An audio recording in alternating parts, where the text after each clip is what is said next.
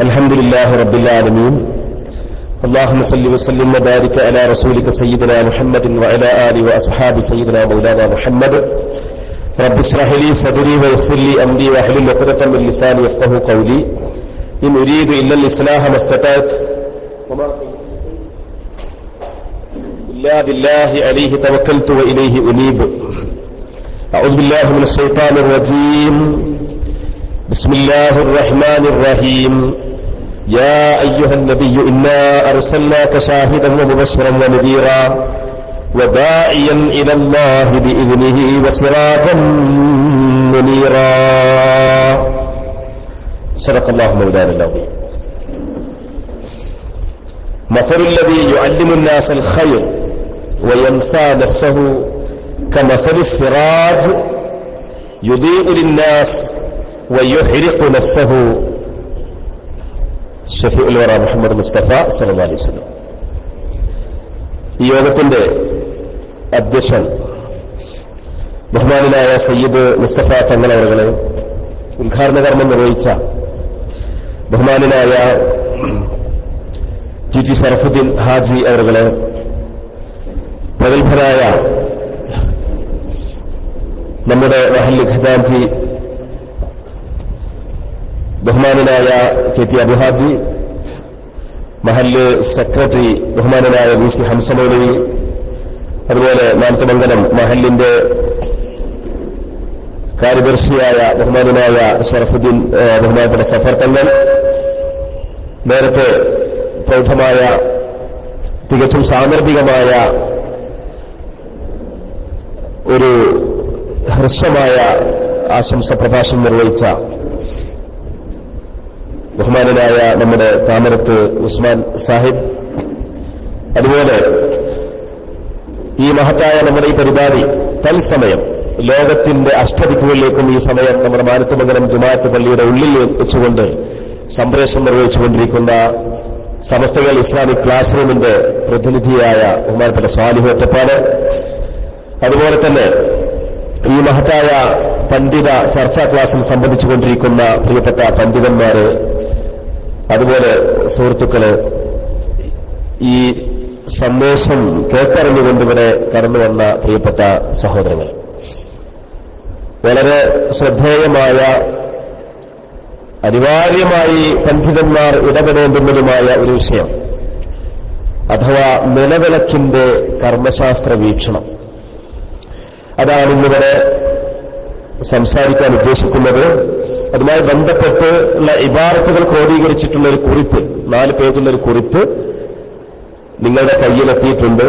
ആ കുറിപ്പിനെ ആസ്പദമാക്കിയിട്ടുള്ള ഒരു ക്ലാസ് മാത്രമാണ് ഇവിടെ നിർവഹിക്കുന്നത്. അതിനപ്പുറം ഇപ്പുറം കൂടുതൽ വിശദീകരണങ്ങളോ കാര്യങ്ങളോ നിർവഹിക്കാൻ ഉദ്ദേശിക്കുന്നില്ല. കാരണം നമ്മുടെ സമയത്തെ കൺട്രോൾ ചെയ്തുകൊണ്ട് ഉള്ള ഒരു വിശദീകരണം മാത്രമാണ്. അതുകൊണ്ട് പറയുന്നത് എല്ലാവരും നന്നായി ശ്രദ്ധിക്കണം. ഇത് നമ്മൾ മാത്രമല്ല ശ്രദ്ധിക്കുന്നത്. നമ്മുടെ ഈ പരിപാടിയിൽ ഒരു പക്ഷേ നമ്മുടെ ഈ ഹാളിൽ കൊള്ളുന്ന ആളുകൾ മാത്രമാണ് ശ്രോതാക്കളായിട്ട് ഇവിടെ ഹാജരായിട്ടുള്ളതെങ്കിലും ആയിരക്കണക്കിന് ആളുകൾ ഇപ്പോൾ ഈ സമയം ഈ പരിപാടി കാണുകയും കേൾക്കുകയും ചെയ്തുകൊണ്ടിരിക്കുന്നുണ്ട്. അതുകൊണ്ട് വളരെ ശ്രദ്ധയോടുകൂടി നമ്മുടെ ഈ പരിപാടി നിങ്ങൾ ശ്രവിക്കുകയും ഇതുമായി ബന്ധപ്പെട്ട പ്രതികരണങ്ങൾ എന്തൊക്കെയാണ് എന്ന് ക്രോഡീകരിക്കുകയും ചെയ്യണമെന്ന് സാന്ദർഭികമായ ആമുഖമായിട്ട് എന്റെ പ്രിയപ്പെട്ട സുഹൃത്തുക്കളോട് എല്ലാവരോടും ഉണർത്തുകയാണ്. ഈ പരിപാടി സംഘടിപ്പിക്കാൻ വേണ്ടി നമുക്ക് എല്ലാവിധ സൗകര്യങ്ങളും ഒരുക്കി തന്ന നമ്മുടെ മാനത്തുമംഗലം മഹല്ല് കമ്മിറ്റിയും, അതുപോലെ ഇവിടെ വന്ന എല്ലാ ആളുകൾക്കും ഭക്ഷണവും മറ്റു കാര്യങ്ങളൊക്കെ സജ്ജമാക്കി കൊടുത്ത നമ്മുടെ പ്രിയപ്പെട്ട സുഹൃത്തുക്കള്, അല്ലാഹു സുബ്ഹാനഹു വ തആല അവർക്ക് എല്ലാവർക്കും അർഹമായ പ്രതിഫലവും പുണ്യവും പ്രദാനം ചെയ്യുമാറാവട്ടെ എന്ന് ഈ സന്ദർഭത്തിൽ ദുആ ചെയ്യുകയാണ്. പ്രിയപ്പെട്ട സുഹൃത്തുക്കള്, നിലവിളക്കിന്റെ കർമ്മശാസ്ത്ര വീക്ഷണമാണ് ഇവിടെ ചർച്ച ചെയ്യുന്നത്. ഒരു ബഹുമത സമൂഹം നിലകൊള്ളുന്ന ഇന്ത്യ രാജ്യത്ത്, ഈ രാജ്യത്ത് നിലവിളക്കുമായി ബന്ധപ്പെട്ട വിവാദങ്ങൾക്ക് പിറകിൽ പ്രവർത്തിക്കുന്നവരുടെ ലക്ഷ്യം എന്താണ് എന്നും ആ ലക്ഷ്യത്തെ പ്രതിരോധിക്കാൻ നാം എന്ത് നടപടികളാണ് സ്വീകരിക്കേണ്ടത് എന്നുമുള്ള കാര്യങ്ങളല്ല ഇവിടെ തൽക്കാലം ചർച്ച ചെയ്യുന്നത്. കാരണം അത്തരം ചർച്ചകൾ മറ്റുള്ള വേദികളിലാണ് പറയേണ്ടത്. എന്നുവെച്ചാൽ ഞാൻ ഒന്നുകൂടി വ്യക്തമാക്കി പറയാം.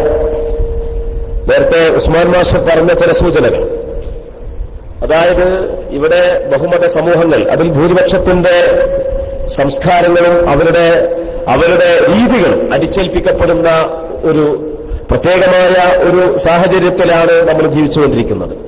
ഈ സാഹചര്യത്തിൽ നമ്മൾ എങ്ങനെ പ്രതികരിക്കണം, എങ്ങനെ പ്രതിരോധിക്കണം എന്നുള്ളത് അത് നമ്മുടെ രാജ്യത്തിന്റെ സമകാലിക വിഷയവുമായി ബന്ധപ്പെട്ട ചർച്ചകളാണ്. അത് വളരെ ശ്രദ്ധിക്കേണ്ടുന്ന കാര്യമാണ്. അങ്ങനെയുള്ള ഒരു ചർച്ചകളിലേക്കല്ല ഇപ്പോൾ നമ്മൾ പോകുന്നത്. ഇപ്പോൾ നമ്മൾ നിർവഹിക്കുന്നത് കർമ്മശാസ്ത്ര വീക്ഷണം. ആ കർമ്മശാസ്ത്ര വീക്ഷണത്തിൽ നിന്നുകൊണ്ടാണ് നമ്മുടെ മതവിധികളെ നാം രൂപീകരിക്കേണ്ടതും നമ്മുടെ മതവിധികളെ നാം പ്രചരിപ്പിക്കേണ്ടതും. തെറ്റിദ്ധരിപ്പിക്കപ്പെടുന്ന മതവിധികളെ ശരിയായ രൂപത്തിൽ അവതരിപ്പിക്കേണ്ടതും കർമ്മശാസ്ത്രത്തിൽ നിന്നുകൊണ്ടാണ്. നിലവിളക്ക് എന്നാണ്. എന്താണ് നിലവിളക്ക്?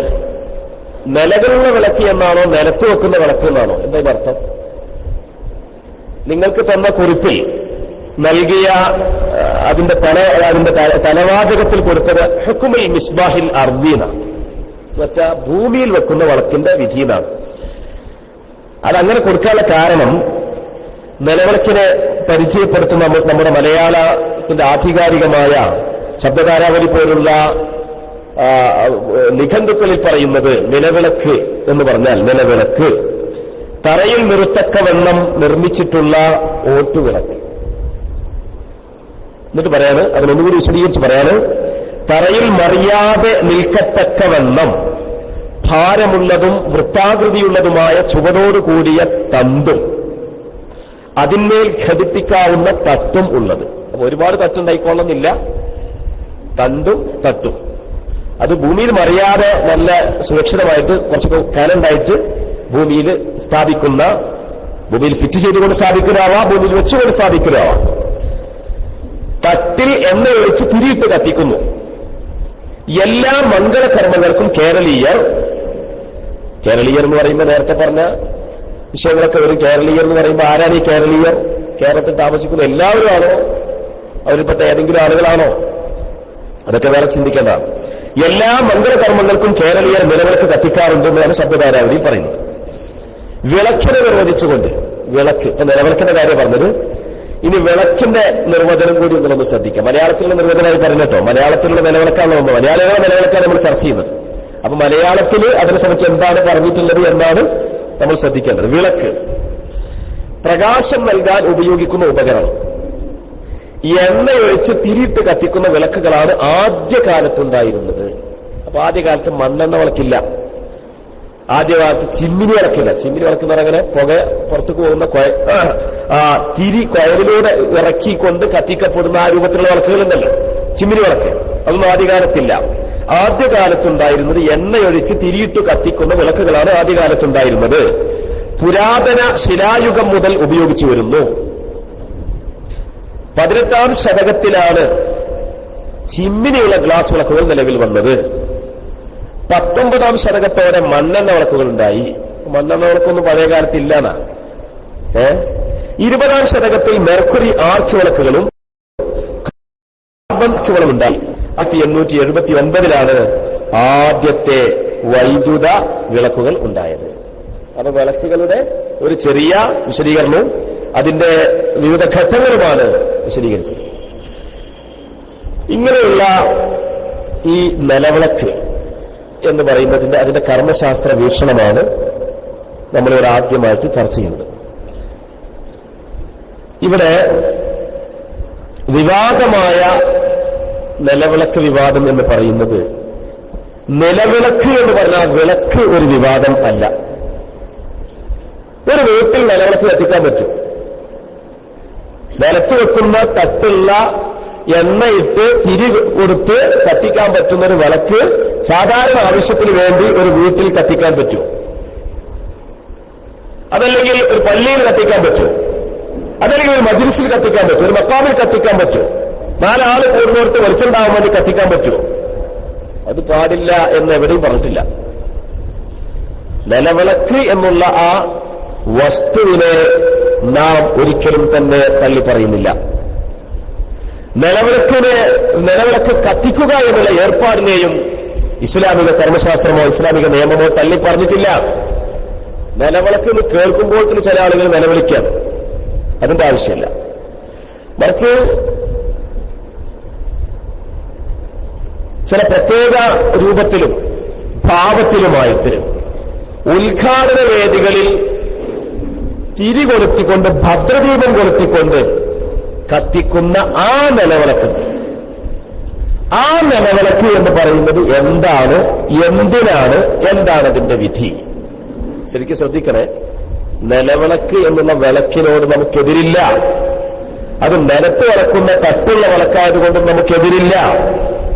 ആ നിലവിളക്ക് കത്തിക്കുക എന്നുള്ളത് തെറ്റാണെന്നോ അനിസ്ലാമികമാണെന്നോ ഇനി ചില ആളുകൾ പറയുന്നത് പോലെ ശിർക്കാണെന്നോ ഒരു നിലക്കും ഒരു വിധത്തിലും നമുക്ക് പറയാൻ പറ്റില്ല. എന്തുകൊണ്ടെന്നാൽ വിളക്കിനെ സംബന്ധിച്ച് ഞാൻ ഓതി വെച്ച ആ ഹദീസ് നിങ്ങളൊന്ന് ശ്രദ്ധിക്കണം. നബി സല്ലല്ലാഹു അലൈഹി വസല്ലം തങ്ങൾ പറയുകയാണ്, എന്താ പറയുന്നത്? മസലുല്ലദീ യുഅല്ലിമുൻ നാസ് അൽ ഖൈർ, ആളുകൾക്ക് നല്ലത് പഠിപ്പിച്ചു കൊടുക്കുന്ന ഒരു പണ്ഡിതന്റെ ഉദാഹരണം, വയൻസാ നഫ്സഹു, സ്വന്തത്തിന്റെ എല്ലാ കാര്യങ്ങളും മറന്നുകൊണ്ട് ജനങ്ങൾക്ക് ഇൽമു പഠിപ്പിച്ചു കൊടുക്കുന്ന ഒരു പണ്ഡിതന്റെ ഉദാഹരണം കമസലി സിറാജ്, വിളക്കിന് തുല്യമാണ്. എന്താണ് വിളക്ക് നിർവഹിക്കുന്ന ദൗത്യം? യുദീഉ ലിന്നാസ്, വിളക്ക് ജനങ്ങൾക്ക് പ്രകാശം വിതറുന്നു. വയുഹ്രിഖു നഫ്സഹു, എന്നാൽ സ്വന്തത്തെ അത് കത്തിച്ചു കളയുകയും ചെയ്യുന്നു, കരിച്ചു കളയുകയും ചെയ്യുന്നു. അപ്പൊ വിളക്ക് എന്ന് പറയുന്നത് അതിന്റെ ഉപയോഗം, അതിന്റെ ഉപകാരം, ജനങ്ങൾ അതിനെ ഉപയോഗിക്കുന്നത് എന്ന് പറഞ്ഞ വലിയ മഹത്തായ ഒരു കാര്യമാണ് എന്ന് ഈ ഹദീസ് നമുക്ക് മനസ്സിലാക്കാൻ സാധിക്കും. ഇമാം തബറാനി ഹസനായ സനദ് സഹിതം റിപ്പോർട്ട് ചെയ്ത ഹദീസാണ്. ആ ഹദീസ് ഇൻഷാ അല്ലാഹ് നമ്മുടെ കുറിപ്പിൽ ശേഷം വരുന്നുണ്ട്. ഞാൻ സാന്ദർഭികമായിട്ട് മുഖദ്ദിമയായിട്ട് ആമുഖമായിട്ടൊന്ന് പറഞ്ഞത് മാത്രം. അപ്പൊ ആമുഖമായിട്ട് നമ്മൾ പറയാനുള്ളത്, വിളക്കിനോട് സമസ്തകൾ ജമിയത്തുൽ ഉലമാക്കോ ഇസ്ലാമിക കർമ്മശാസ്ത്രത്തിനോ എതിരില്ല. അത് നിലവിളക്കിനോടും എതിരില്ല. കാരണം ഇന്നത്തെ മണ്ണെണ്ണ വിളക്കോ മെർക്കുറി ബൾബുകളോ അല്ലെങ്കിൽ വൈദ്യുതി ബൾബുകളൊന്നും ആദ്യകാലത്തില്ല. ആദ്യകാലത്ത് ഇങ്ങനെ നിലത്ത് വെക്കുന്ന തണ്ടും മേൽ ഉപയോഗിക്കുന്ന വെളിച്ചെണ്ണ പാർന്നുകാണ്ട് തിരി കൊടുത്തുകൊണ്ട് കത്തിക്കുന്ന വിളക്കുകളാണ് ആദ്യകാലത്തുണ്ടായിരുന്നത്. ആ കാലത്തുള്ള ആലിമീങ്ങളൊന്നും തന്നെ അങ്ങനെ ഒരു വിളക്ക് കത്തിക്കുന്നതിന് എതിർത്തിട്ടില്ല. അതുകൊണ്ട് തന്നെ നിലവിളക്കിന്റെ കർമ്മശാസ്ത്രം എന്ന് പറയുമ്പോൾ നിരുപാധികമായി നിലവിളക്ക് തെറ്റാണ് എന്ന് വരില്ല. അതേസമയത്ത് 1-2 മാസത്തിനുള്ളിലായിട്ട് നമ്മുടെ കേരളത്തിൽ വിവാദമായ നിലവിളക്ക്, അതേതാണ്? ഉദ്ഘാടന വേദികളിൽ അമുസ്ലിമീങ്ങൾ ചില പ്രത്യേക സന്ദേശങ്ങൾ മുന്നിൽ വെച്ചുകൊണ്ട്, ചില പ്രത്യേക സങ്കല്പങ്ങൾ മുന്നിൽ വെച്ചുകൊണ്ട് അവരുടെ പൂജകളുടെയും ആരാധനയുടെയും ഭാഗമായിട്ട് നിർവഹിക്കുന്ന, തീ കൊളുത്തിക്കൊണ്ട് ഭദ്രദീപം കൊളുത്തിക്കൊണ്ട് ഉദ്ഘാടനം നിർവഹിക്കുന്ന ആ രീതി, അതിലൊരുപാട് രീതികളുണ്ട്. അതിൽപ്പെട്ട രീതി ഞാൻ പറയാം.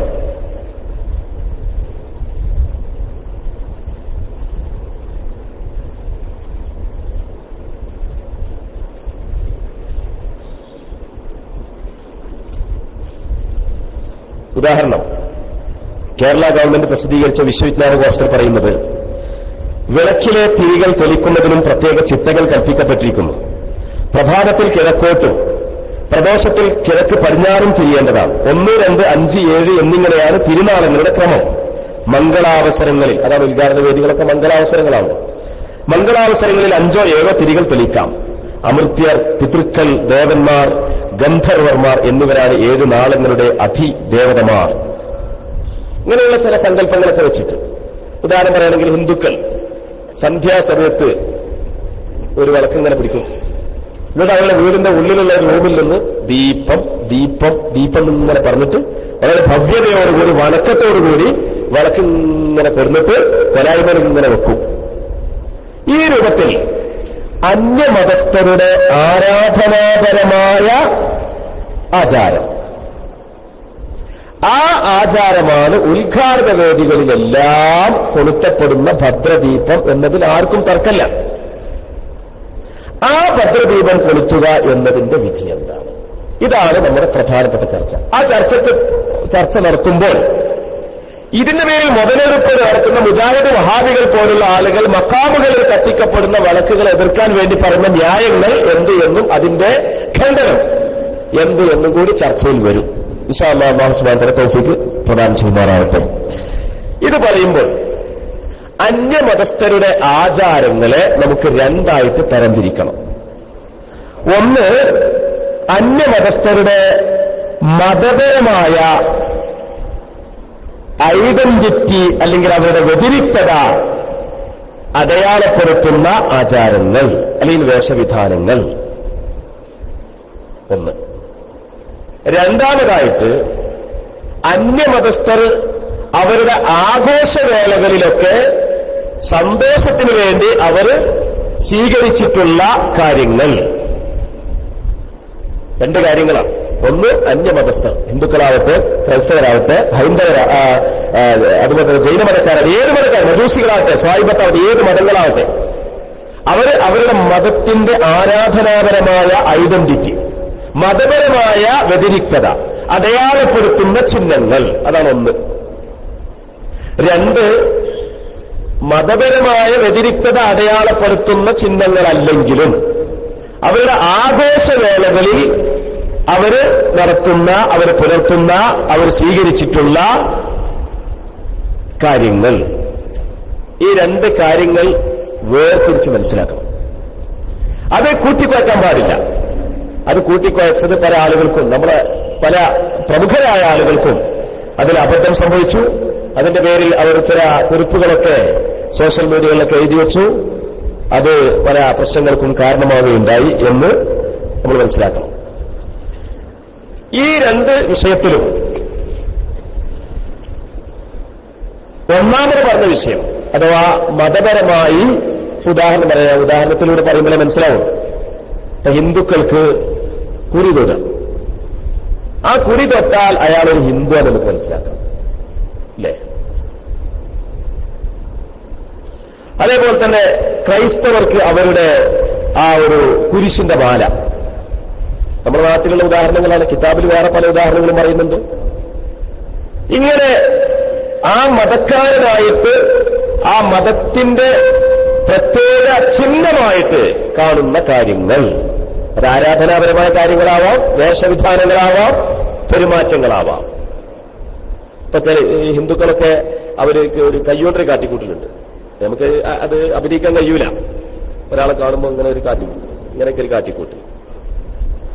അപ്പൊ അത് അവരുടെ മതപരമായ വ്യതിരിക്തതയെ അടയാളപ്പെടുത്തുന്ന പ്രവർത്തനമാണ്, വേഷവിധാനമാണ്, ആരാധനയാണ്. അത്തരം കാര്യങ്ങൾ. അതുപോലെ തന്നെ അവരുടെ ആഘോഷങ്ങളിലും മറ്റും നടത്തപ്പെടുന്ന ആചാരങ്ങൾ, രീതികൾ. ഈ രണ്ട് കാര്യങ്ങളെ വെച്ചുകൊണ്ട് നമ്മൾ സംസാരിക്കണം. ഇതിൽ ആദ്യം പറഞ്ഞ കാര്യങ്ങൾ ആദ്യകാലത്ത് നബി സല്ലല്ലാഹു അലൈഹി വസല്ലമ തങ്ങൾ വേദക്കാരായ അഹ്ലി കിതാബികളോട് പരമാവധി അവരെ ഇണക്കാൻ വേണ്ടി, അവരെ ഇസ്ലാമിലേക്ക് ആകർഷിക്കാൻ വേണ്ടി അവരുമായിട്ട് പല കാര്യങ്ങളിലും യോജിപ്പിലെത്താൻ ശ്രമിക്കാറുണ്ടായിരുന്നു. അതിന് ഉദാഹരണമായിട്ട് നമ്മുടെ കുറിപ്പിൽ അൽ മുവാഫഖത്തു വൽ മുഖാലഫത്തു എന്ന് പറഞ്ഞു തുടങ്ങുന്ന വിഷയമാണ് ആദ്യമായിട്ട് നിങ്ങൾ ശ്രദ്ധിക്കേണ്ടത്.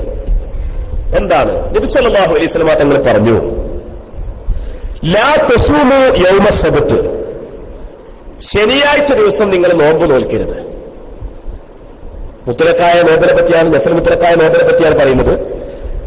ശനിയാഴ്ച നോമ്പ് നോൽക്കരുത്. ഇല്ലാ ഫീമഫ്തുരിന അലൈക്കും, ഫർളായ നോമ്പൊഴികെ.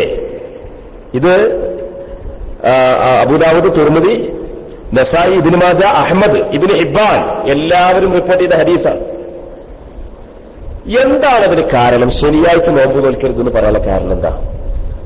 ലിഅന്നൽ യഹൂദ യുഅദ്ദിമൂനഹു, ശനിയാഴ്ച ജൂതന്മാർ ആദരിക്കുന്ന ദിവസമാണ്. അപ്പൊ അന്ന് മാത്രമായിട്ട് നമ്മൾ നോമ്പ് നോറ്റാൽ മനസ്സിൽ ജൂതന്മാരോട് പിൻപറ്റുന്നു എന്നോ, അല്ലെങ്കിൽ ജൂതന്മാര് ശനിയാഴ്ച ആദരിക്കുന്ന ദിവസമായതുകൊണ്ട് ഞങ്ങൾ നോമ്പ് നോൽക്കുന്നു മനസ്സിൽ നിയ്യത്തുണ്ടാവട്ടെ, ഇല്ലാതിരിക്കട്ടെ. നിയ്യത്തില്ലെങ്കിൽ എന്തോ ആവാം. അങ്ങനല്ല. നിയ്യത്തുണ്ടായാലേ പലതും നമുക്ക് നേടിയെടുക്കാൻ പറ്റും. നിയ്യത്തില്ലെങ്കിൽ പിന്നെ എന്തുമാവാം, ഒരു കുഴപ്പമില്ല എന്ന് അതിൽ നിന്ന് മനസ്സിലാക്കിയെടുക്കാൻ പറ്റൂല. ഇന്നമലാമാന് ബിന്നിയ്യാത്ത്, അമലുകളെല്ലാം നിയ്യത്തുകളെ കൊണ്ടാണോ? ഇന്നമാനിക്കുല്ലിം മാനവ, ഓരോ മനുഷ്യനും അവൻ നിയ്യത്ത് വെച്ചതേ കിട്ടാനുള്ളൂ. അപ്പൊ അള്ളാഹു റസൂലിയാണോ നിയ്യത്ത് വെക്കുന്നതെങ്കിൽ അത് കിട്ടും. അല്ല ഒരു പെണ്ണ് കെട്ടണമെന്നാണോ ദുനിയാവ് ഉണ്ടാക്കണമെന്നാണോ നിയ്യത്ത്, എന്നാൽ അത് കിട്ടും. അപ്പൊ നിയ്യത്തിനനുസരിച്ചാണ് കിട്ടാനുള്ളതൊക്കെ കിട്ടുക. ഇനി നിയ്യത്തില്ലെങ്കിലോ? നിയ്യത്തില്ലെങ്കിൽ ഒരു കുഴപ്പമില്ലാന്ന്. ഇപ്പൊ ഒരാൾ എന്ത് ചെയ്തു, ഒരാൾ ഒരു കല്ലെടുത്ത് കണ്ട് ഇവിടുന്ന് എറിയാം, വേറെന്തോ മാങ്ങ ഒഴിച്ചടിക്കാൻ വേണ്ടി കല്ലെടുത്തെറിഞ്ഞു. അബദ്ധവശാൽ അതൊരു മനുഷ്യന്റെ തലി തട്ടി, ആ മനുഷ്യൻ മരിച്ചുപോയി. ഞാൻ എന്റെ മനസ്സിൽ കരുതിയിട്ടില്ല പറഞ്ഞാണ്ട് ഞാൻ നിയ്യത്ത് വെച്ചിട്ടില്ല, അതുകൊണ്ട് ഇന്നെ ഒന്നും കാട്ടാൻ പാടില്ല എന്ന ഇസ്ലാമിന്റെ നിയമം. ഖതഅൻ നിലക്ക് അബദ്ധവശാൽ ഒരാൾ മറ്റൊരാളെ കൊന്നാൽ നഷ്ടപരിഹാരം കൊടുക്കണമെന്നല്ലേ? അപ്പൊ നിയ്യത്ത് മനസ്സിലില്ല, ഞാൻ കരുതിയിട്ടില്ല, ഞാൻ ആലോചിച്ചിരുന്നില്ല, അതുകൊണ്ട് ഒരു കുഴപ്പമില്ല എന്ന വാദം തെറ്റാണ്. തശബ്ബുഹ് ഉണ്ടാവണമെന്ന്, തശബ്ബുഹ് യാഥാർത്ഥ്യപ്പെടാൻ, അന്യമതക്കാരോട് സാദൃശ്യപ്പെടരുതെന്ന് പറഞ്ഞ കാര്യം ഉണ്ടാവാൻ മനസ്സിൽ നിയ്യത്ത് കൂടി ഉണ്ടെങ്കിലേ അതുണ്ടാവുകയുള്ളൂ, ഇല്ലെങ്കിൽ ഉണ്ടാകൂല എന്ന് നിരുപാധികമായി വിധി എഴുതാൻ പാടില്ല. ഇതൊന്ന് മനസ്സിലാക്കണം. ആരെയാണത് ഗണ്ണിക്കുന്നത് എന്ന് നിങ്ങൾ സന്ദർഭത്തിൽ നിന്ന് വായിച്ചെടുത്താൽ മതി. ആളെ പേര് ഞാൻ പറയുന്നില്ല. എന്നിട്ട് പറയണം വേറെ ഹദീസ്, അൽ ഹദീസ് സഹീഹ് അന്നഹു സല്ലല്ലാഹു അലൈഹി വസല്ലം കാന അക്സറു മാ യസൂമു മിനൽ അയ്യാം. നബി സല്ലല്ലാഹു അലൈഹി വസല്ലം തങ്ങൾ ആഴ്ചയിലെ ദിവസങ്ങളിൽ ഏറ്റവും അധികം നോമ്പെടുക്കാറുണ്ടായിരുന്നത് യൗമുസ് സബ്ത് വൽ അഹദ്. ശരിക്കും ശ്രദ്ധിക്കണം, പണ്ഡിതന്മാർ ശരിക്കും ശ്രദ്ധിക്കണം. ശനിയാഴ്ചയും ഞായറാഴ്ചയും. അപ്പൊ ശനിയാഴ്ച മാത്രം നോമ്പ് നോൽക്കൽ കറാഹത്താണ്. ഞായറാഴ്ച, അത് വേറെ ഹദീസിൽ വരുന്നുണ്ട്, ഞായറാഴ്ച മാത്രവും നോമ്പ് നോൽക്കൽ കറാഹത്താണ്. അതേസമയത്ത് ശനിയാഴ്ചയും ഞായറാഴ്ചയും സംയുക്തമായ നോമ്പ് നോൽക്കലോ കറാഹത്തില്ല. എന്ന് മാത്രമല്ല നബി സല്ലല്ലാഹു അലൈഹി വസല്ലം തങ്ങൾ ഏറ്റവും അധികമായിട്ട് പ്രവർത്തിക്കാറുണ്ടായി. ഇതിന് നമ്മൾ എന്താ മനസ്സിലാക്കുന്നത്? ഇമാം ഇബ്നു ഹജർ തങ്ങൾ ഫതാവുൽ കുബറിൽ ഉദ്ധരിക്കുകയാണ് കിതാബ് സൗമിൽ അന്ന സൗമഹുമാ, ശനിയും ഞായറും സംയുക്തമായി നോമ്പെടുക്കൽ ലാ ഇഫ്രാദ ഫീഹി, അവളെന്തില്ല തനിപ്പിച്ച് നോമ്പെടുക്കലില്ലല്ലോ. ഫലാ മുശാബഹത ഫീഹി ലിഫഇലിൽ കുഫാർ, അപ്പോൾ അവിടെ കാഫിരികളുടെ പ്രവർത്തനത്തോട് സാദൃശ്യമാവരില്ല. ഇത് തഅദീമുഹുമാ മഅൻ ലം യഖുൽ ബിഹി അഹദുൻ മിൻഹും, രണ്ടും കൂടി സംയുക്തമായിട്ട് ആദരിക്കുക, ശനിയും ഞായറും ഒന്നിച്ച് ആദരിക്കുക, ഇത് ഒരു വിഭാഗവും ഒരു മതക്കാരും ഒരുമിച്ച് പറഞ്ഞിട്ടില്ല. അതുകൊണ്ട് രണ്ടു ദിവസവും സംയുക്തമായി നോമ്പെടുക്കുന്നതിൽ മുശാബഹത്തില്ല. രണ്ടാമതൊരു ദിവസം മാത്രം നോമ്പ് നോൽക്കുക എന്നതിൽ സാദൃശ്യമാവലുണ്ട്. ഇതിൽ നമ്മൾ മനസ്സിലാക്കേണ്ടത് എന്താണ്? ഫുഖഹാക്കൾ അമുസ്ലിമീങ്ങളോട് സാദൃശ്യപ്പെടരുത് എന്ന് പറയുമ്പോൾ തന്നെ ആ സാദൃശ്യപ്പെടുന്നതിൽ നിന്ന് രക്ഷപ്പെടാൻ വേണ്ടി മുഖാലിഫത്ത് അഥവാ വിയോജിപ്പിന്റെ ഏതെങ്കിലും മാർഗങ്ങൾ സ്വീകരിച്ചുകൊണ്ട് കണ്ടാൽ കാഴ്ചക്കാർക്ക് അല്ലെങ്കിൽ നിരീക്ഷകർക്ക്, വീക്ഷിക്കുന്നവർക്ക് മനസ്സിലാവുക രണ്ട് സംസ്കാരമാണ്. ഒരിക്കലും മുസ്ലിമീങ്ങൾ ഈ സംസ്കാരം അന്യമതസ്ഥരുടെ സംസ്കാരമല്ല എന്ന് വിലയിരുത്തപ്പെടുകയാണെങ്കിൽ അപ്പൊ അവിടെ മുശാബഹത്തില്ല. അതാണ് ഭദ്രദീപം കൊടുത്ത് ഉദ്ഘാടനം ചെയ്യരുത് എന്ന് പറഞ്ഞപ്പോ തന്നെ മക്കാമുകൾ വളർത്തി കത്തിക്കുന്നതിന് കുഴപ്പമില്ല എന്ന് സമസ്ത പറയാനുള്ള കാരണത. കാരണം അവിടെ മുശാബഹത്തില്ല. അത് ഇൻഷാ അല്ലാഹ് ശേഷം വരും, വിശദീകരിക്കും. അപ്പൊ ചില ആളുകൾ ചോദിക്കാറുണ്ട്, അങ്ങനെയാണെങ്കിൽ നമ്മുടെ നാട്ടിൽ ഞായറാഴ്ച ലീവ് ഉണ്ടല്ലോ, സർക്കാർ സ്ഥാപനങ്ങൾക്ക് ലീവാണ്, അതുപോലെ വിദ്യാഭ്യാസ സ്ഥാപനങ്ങൾക്ക് ലീവാണ്, ഓഫീസുകൾക്ക് ലീവാണ്, എല്ലാ കാര്യങ്ങൾക്കും ലീവാണ്, മുസ്ലിമീങ്ങളും ലീവാക്കുന്നു, എന്തുകൊണ്ട് ഇതിനെ നിങ്ങൾ എതിർക്കുന്നില്ല എന്ന് ചില ആളുകൾ ചോദിക്കാറുണ്ട്. അതിനുള്ള മറുപടി, ഇവിടെ ഭരണകൂടം അടിച്ചേൽപ്പിക്കുന്ന വിഷയങ്ങളിൽ മുസ്ലിമീങ്ങൾ മൗനം പുലർത്തുക എന്നുള്ളതും സ്വമേധയാ മുസ്ലിമീങ്ങൾ സ്വീകരിക്കുക എന്നുള്ളതും തമ്മിൽ വ്യത്യാസമുണ്ട്. ഭരണപരമായ പല കാര്യത്തിലും നമ്മൾ മൗനം പുലർത്തുന്നുണ്ട്. അപ്പൊ മതേതര സങ്കല്പം എന്നുള്ള സങ്കല്പത്തിൽ തന്നെ അനിസ്ലാമികമായ പലതുണ്ട്. പക്ഷേ നാം അതിൽ മൗനം പുലർത്തുന്നത് വേറെ ചില മസ്ലഹത്തുകൾ ആലോചിച്ചിട്ടാണ്. രാജ്യത്ത് നമ്മുടെ നിലനിൽപ്പിനെ ബാധിക്കുന്ന കാര്യങ്ങളിൽ പലപ്പോഴും നമ്മൾ മൗനം പുലർത്തും. ശനിയാഴ്ച മാത്രം, ബാക്കിയുള്ള ദിവസം നമുക്ക് ലീവില്ല, ശനിയാഴ്ച മാത്രം ലീവാക്കുക, അങ്ങനെ പരിപാടിയില്ലല്ലോ. ഇപ്പൊ ദർസുകളൊക്കെ ലീവാണ്, വെള്ളിയാഴ്ചയും ശനിയാഴ്ച ലീവാക്കും. വെള്ളിയാഴ്ച വരെ ക്ലാസ് എടുത്തിട്ട് പിന്നെ ഞായറാഴ്ച രാവിലെ തുറക്കുക, ശനിയാഴ്ച ലീവാക്കുക, അത് പാടില്ല തന്നെ. അല്ലെങ്കിൽ ഞായറാഴ്ച മാത്രം ലീവാക്കുക, അങ്ങനെ പാടില്ല എന്നാണ്. ഗൾഫ് നാടുകളിലൊന്നും ശനിയും ഞായറും ലീവില്ലല്ലോ. ഇനി ലീവാക്കുകയാണെങ്കിൽ ശനിയും ഞായറും സംയുക്തമായി ലീവാക്കുക.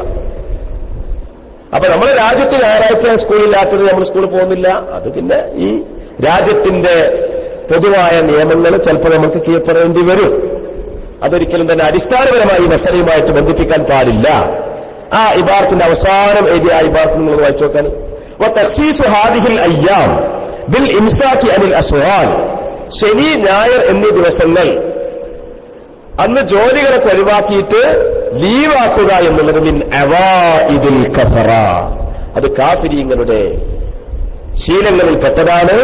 ഫകുരിഹ തശബ്ബുഹു ബിഹിം ഫീ ദാലിക, അതിൽ അവരോട് സാദൃശ്യപ്പെടൽ കറാഹത്ത് തന്നെയാണ്. അപ്പൊ മുസ്ലിമീങ്ങൾ പ്രത്യേക രാജ്യത്തിന്റെ നിയമമോ കാര്യങ്ങളൊന്നും ഇല്ലാതെ ഒരു ഞായറാഴ്ച എല്ലാ കാര്യങ്ങളും ലീവാക്കുക, അത് ചെയ്യാൻ പാടില്ല എന്ന് തന്നെയാണ്. നമ്മൾ ഞായറാഴ്ച സജീവാക്കുക ചെയ്യുന്നത്. ഞായറാഴ്ചയാണ് നമ്മൾ എല്ലാ കല്യാണങ്ങളും. ഞായറാഴ്ച നമുക്ക് ഒഴിവില്ലല്ലോ. രാവിലെ തുടങ്ങിയ കല്യാണം വൈകുന്നേരം അവസാനിക്കുന്നത് 5-6 കല്യാണങ്ങളാണ് എല്ലാവർക്കും എല്ലാ ഞായറാഴ്ച. നമുക്ക് ലീവില്ല യഥാർത്ഥത്തില്. അപ്പൊ ചുരുക്കത്തിൽ ഞാൻ പറഞ്ഞത് ശരിക്കും മനസ്സിലാക്കണം. എന്താ പറഞ്ഞത്? അന്യമതസ്ഥരോട് ആഭിമുഖ്യം പുലർത്തുന്നില്ല എന്ന് വരുത്താൻ ആവശ്യമായ വിയോജിപ്പുകൾ സ്വീകരിക്കുകയാണെങ്കിൽ അപ്പൊ പിന്നെ അവിടെ എന്തില്ല, അന്യമതസ്ഥരുടെ ആചാരങ്ങളോട് യോജിക്കലല്ല വരുന്നത്, കുറച്ച് വിയോജിക്കലാണ് വരുന്നത്. ഇത് രണ്ടാമത്തെ കുറിപ്പ്. നബി സല്ലല്ലാഹു അലൈഹി വസല്ലം തങ്ങൾ മദീനയിൽ വന്നപ്പോൾ വേദക്കാരായ ആളുകൾ ആശൂറ ദിവസത്തിൽ നോമ്പ് നോൽക്കുന്നത് കണ്ടു. ആ സമയത്ത് വകാന യുഹിബ്ബു മുവാഫഖതഹും ഫീമാ ലം യുൻഹാൻഹു, പ്രത്യേകം വിരോധിക്കപ്പെടാത്ത കാര്യങ്ങളിൽ വേദക്കാരോട് യോജിക്കുക എന്നതായിരുന്നു നബി സല്ലല്ലാഹു അലൈഹി വസല്ലം തങ്ങളുടെ അക്കാലത്തുള്ള നയം. അതനുസരിച്ച് നബി സല്ലല്ലാഹു അലൈഹി വസല്ലം തങ്ങൾ സ്വഹാബത്തിനോട് ആശൂറ ദിവസത്തിൽ നോമ്പ് നോൽക്കാൻ വേണ്ടി കൽപ്പിച്ചു. പക്ഷേ പിന്നീട് മക്കം ഫത്ഹോടുകൂടി ആ നിയമം ദുർബലപ്പെടുത്തപ്പെട്ടു. ثم لما زال الاستئناف بفتح مكة أحب مخالفتهم, ഇങ്ങനെ അവരോടുള്ള ആ യോജിപ്പ് എന്നുള്ള നിയമം മക്കം ഫത്ഹോടുകൂടി നീങ്ങിയപ്പോൾ അഹബ്ബ മുഖാലഫത്തഹും, പിന്നെ അവരോട് വിയോജിക്കാനാണ് നബി സല്ലല്ലാഹു അലൈഹി വസല്ലം തങ്ങൾ ആഗ്രഹിച്ചത്. അതിന്റെ അടിസ്ഥാനത്തിൽ നബി സല്ലല്ലാഹു അലൈഹി വസല്ലം തങ്ങൾ പറഞ്ഞു, എന്താ പറഞ്ഞത്? അടുത്ത കൊല്ലം വഫാത്താവിന്റെ തൊട്ട് തലേ കൊല്ലം പറഞ്ഞു, അടുത്ത കൊല്ലം എങ്ങാനും ഞാൻ ഹയാത്തുണ്ടാവുകയാണെങ്കിൽ അസൂമെന്ന താസിഅ, ഞാൻ 9ാമത്തെ ദിവസം കൂടി നോമ്പ് നോൽക്കും, അഥവാ താസുആന്റെ അന്ന് നോമ്പ് നോൽക്കും.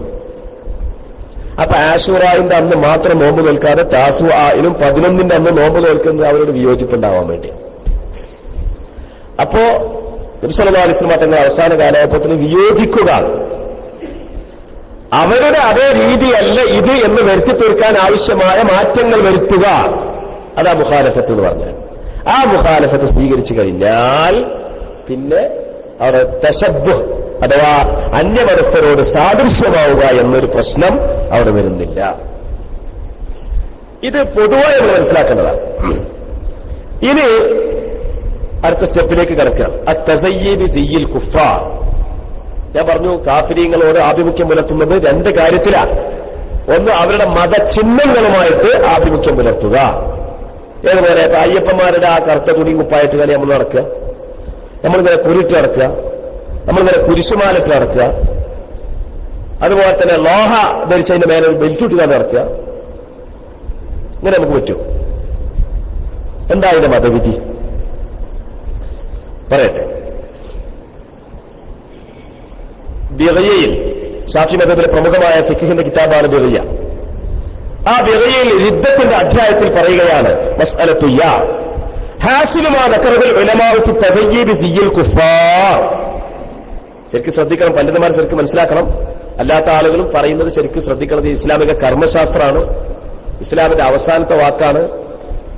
ഇത് കൃത്യമായി നമ്മൾ മനസ്സിലാക്കണം. പിന്നെ ഏത് ചാനലിലും ഏത് സോഷ്യൽ മീഡിയയിലും എന്ത് ചർച്ചകൾ നടന്നാലും ഈ ബേസ് നമ്മൾ മനസ്സിലാക്കി കഴിഞ്ഞാൽ നമുക്ക് പ്രതികരിക്കാൻ കഴിയും, വസ്തുതകൾ വളച്ചൊടിക്കപ്പെടാതെ വിശദീകരിക്കാൻ കഴിയും, അതിലുള്ള ആർജവം നമുക്കുണ്ടാകും, അറിവ് നമുക്കുണ്ടാവും. ബിഗയിൽ പറയാണ്, ഹാസിലു മാ ദക്കറഹുൽ ഉലമാ ഫി തസയ്യിബി സിയ്യിൽ കുഫാർ. അവിശ്വാസികളുടെ വേഷവിധാനം എന്ന് പറഞ്ഞാൽ അവരെ മതപരമായി വേർതിരിക്കുന്ന വേഷവിധാനം. ഇപ്പൊ തുണിങ്ങുപ്പ എന്നുള്ളത് അവിശ്വാസികളുടെ വേഷവിധാനമല്ല. അതേസമയത്ത് കുറി തൊടുക എന്നുള്ളതോ അതല്ലെങ്കിൽ കുരിശുമാല ധരിക്കുക എന്നുള്ളതോ അല്ലെങ്കിൽ രുദ്രാക്ഷമാല ധരിക്കുക എന്നുള്ളതോ ഇങ്ങനെ പലതുണ്ട്. ഓരോ ഉദാഹരണങ്ങളും എടുത്ത് പറയുന്നില്ല. ഇങ്ങനെ അവരെ കൊണ്ട് മാത്രം പ്രത്യേകമായി അവരിൽ നിന്നല്ലാതെ അത് ഉണ്ടാവില്ല എന്ന് തന്നെ ഇമാം നബവി തങ്ങൾ അവരുടെ റൗദയിൽ അതിന് വിശദീകരിച്ച് പറയുന്നുണ്ട്. അത്തരത്തിലുള്ള വേഷങ്ങൾ നമ്മൾ ധരിക്കുക. അതുപോലെ അത് വേഷം എന്ന് മാത്രമല്ല, അതുപോലെ അവരുടെ ആചാരങ്ങൾ. മംഗളകർമ്മങ്ങൾക്ക് ഭദ്രദീപം കൊളുത്തുക എന്നുള്ളത് ആ ഭദ്രദീപം കൊളുത്തുമ്പോൾ ഉണ്ടാകുന്ന പ്രത്യേക ഭാവങ്ങൾ, പ്രത്യേക ചുവടുകൾ, പ്രത്യേക രീതികൾ. വലത്തെ കൈ കൊണ്ട് ഇങ്ങനെ തിരി കൊടുത്തിട്ട് ഇടത്തെ കൈ കൊണ്ട് ഇങ്ങനെ കൊളുത്തുക. ഇത് നമ്മൾ കാണാത്തോണ്ട് നമുക്കത് അറിയില്ല എന്ന് മാത്രം. അതൊന്ന് ശ്രദ്ധിച്ചു നോക്കോണ്ട് എങ്ങനെയാണ് ആ കത്തിച്ചത്. ആ പ്രത്യേകമായ ശൈലിയും ഭാവവും ഒക്കെ മുന്നിൽ വെച്ചുകൊണ്ടുള്ള പിന്നെ കുറെ മാലയൊക്കെ ഇങ്ങനെ കുറെ പൂമാലകളൊക്കെ ഇങ്ങനെ ചാർത്തിയിട്ടുണ്ടാകും. അതിൻ്റെതായ രീതി. അത് അവർ മുസ്ലിം ചെയ്യുന്നതിന്റെ വിധി എന്താണ്? അന്നഹു ഇമ്മാ യതസയ്യാബു സിയ്യിഹിം മൈലൻ ഇലാ ദീനിഹിം വഖാസിദൻ അത്തശബ്ബുഹ ബിഹിം ഫീ ശആഇരിൽ കുഫ്രി. അവരുടെ മതത്തോട് നമുക്ക് നല്ലൊരു താല്പര്യം. ഇത് തിരക്കലില്ലല്ലോ, ഈ ഹിന്ദുക്കളുടെ ആചാരം നല്ലൊരു ആചാരമാണ്.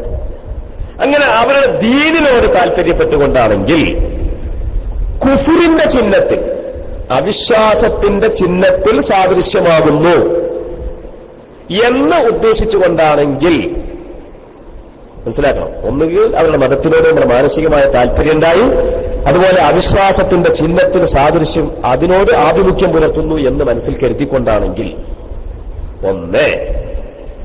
അല്ലെങ്കിൽ ഇതൊന്നും മനസ്സിൽ കരുതലില്ല.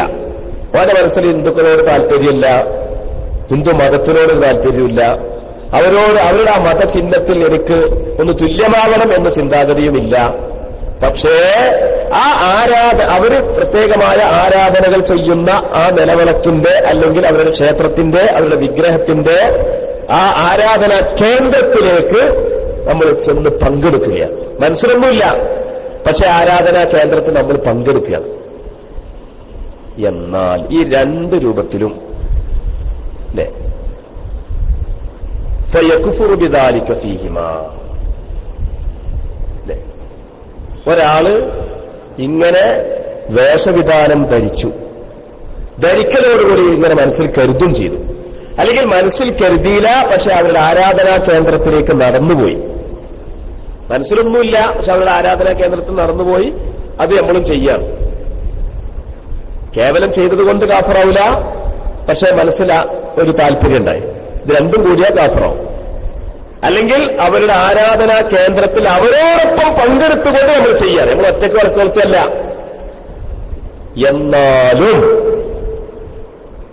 എന്നാലും യക്ഫുറൂനയുടെ ഫയക്ഫുറു ബിദാലിക ഫീഹിമാ, കാഫിറാവുന്ന. ഇനി ഇത് രണ്ടുമില്ല. ഇമ്മ അല്ലാ യഖ്സിദ കദാലിക, അങ്ങനെ ഉദ്ദേശിക്കുന്നൊന്നുമില്ല. പിന്നെന്താണ്? അവരുടെ മതചിഹ്നത്തിൽ, അവരുടെ കുഫറിന്റെ ചിഹ്നത്തിൽ സാദൃശ്യപ്പെടാനില്ല. അവരുടെ ആഘോഷത്തിലാണ് ഇവർ ഇത് ചെയ്യുന്നത്. ആ ആഘോഷത്തിന്റെ ചിഹ്നത്തിൽ സാദൃശ്യമാകുന്നു, അതിൽ പങ്കെടുക്കുന്നു എന്നാണ് മനസ്സിലുള്ളതെങ്കിലോ, അല്ലെങ്കിൽ അവിത്തവശലയില മുആമലത്തിൻ ജായിദത്തിൻ മഅഹും, അവരോടൊപ്പം അനുവദനീയമായ നല്ല ഇടപാടുകളും, അവരിൽ നല്ല കച്ചവടം പൊടിപൊടിക്കണം, അവരുടെ വോട്ട് സമ്പാദിക്കണം, അവരിൽ നിന്ന് ആനുകൂല്യങ്ങൾ പറ്റണം, ഇതൊക്കെയാണ് മനസ്സിലാക്കുന്നത്.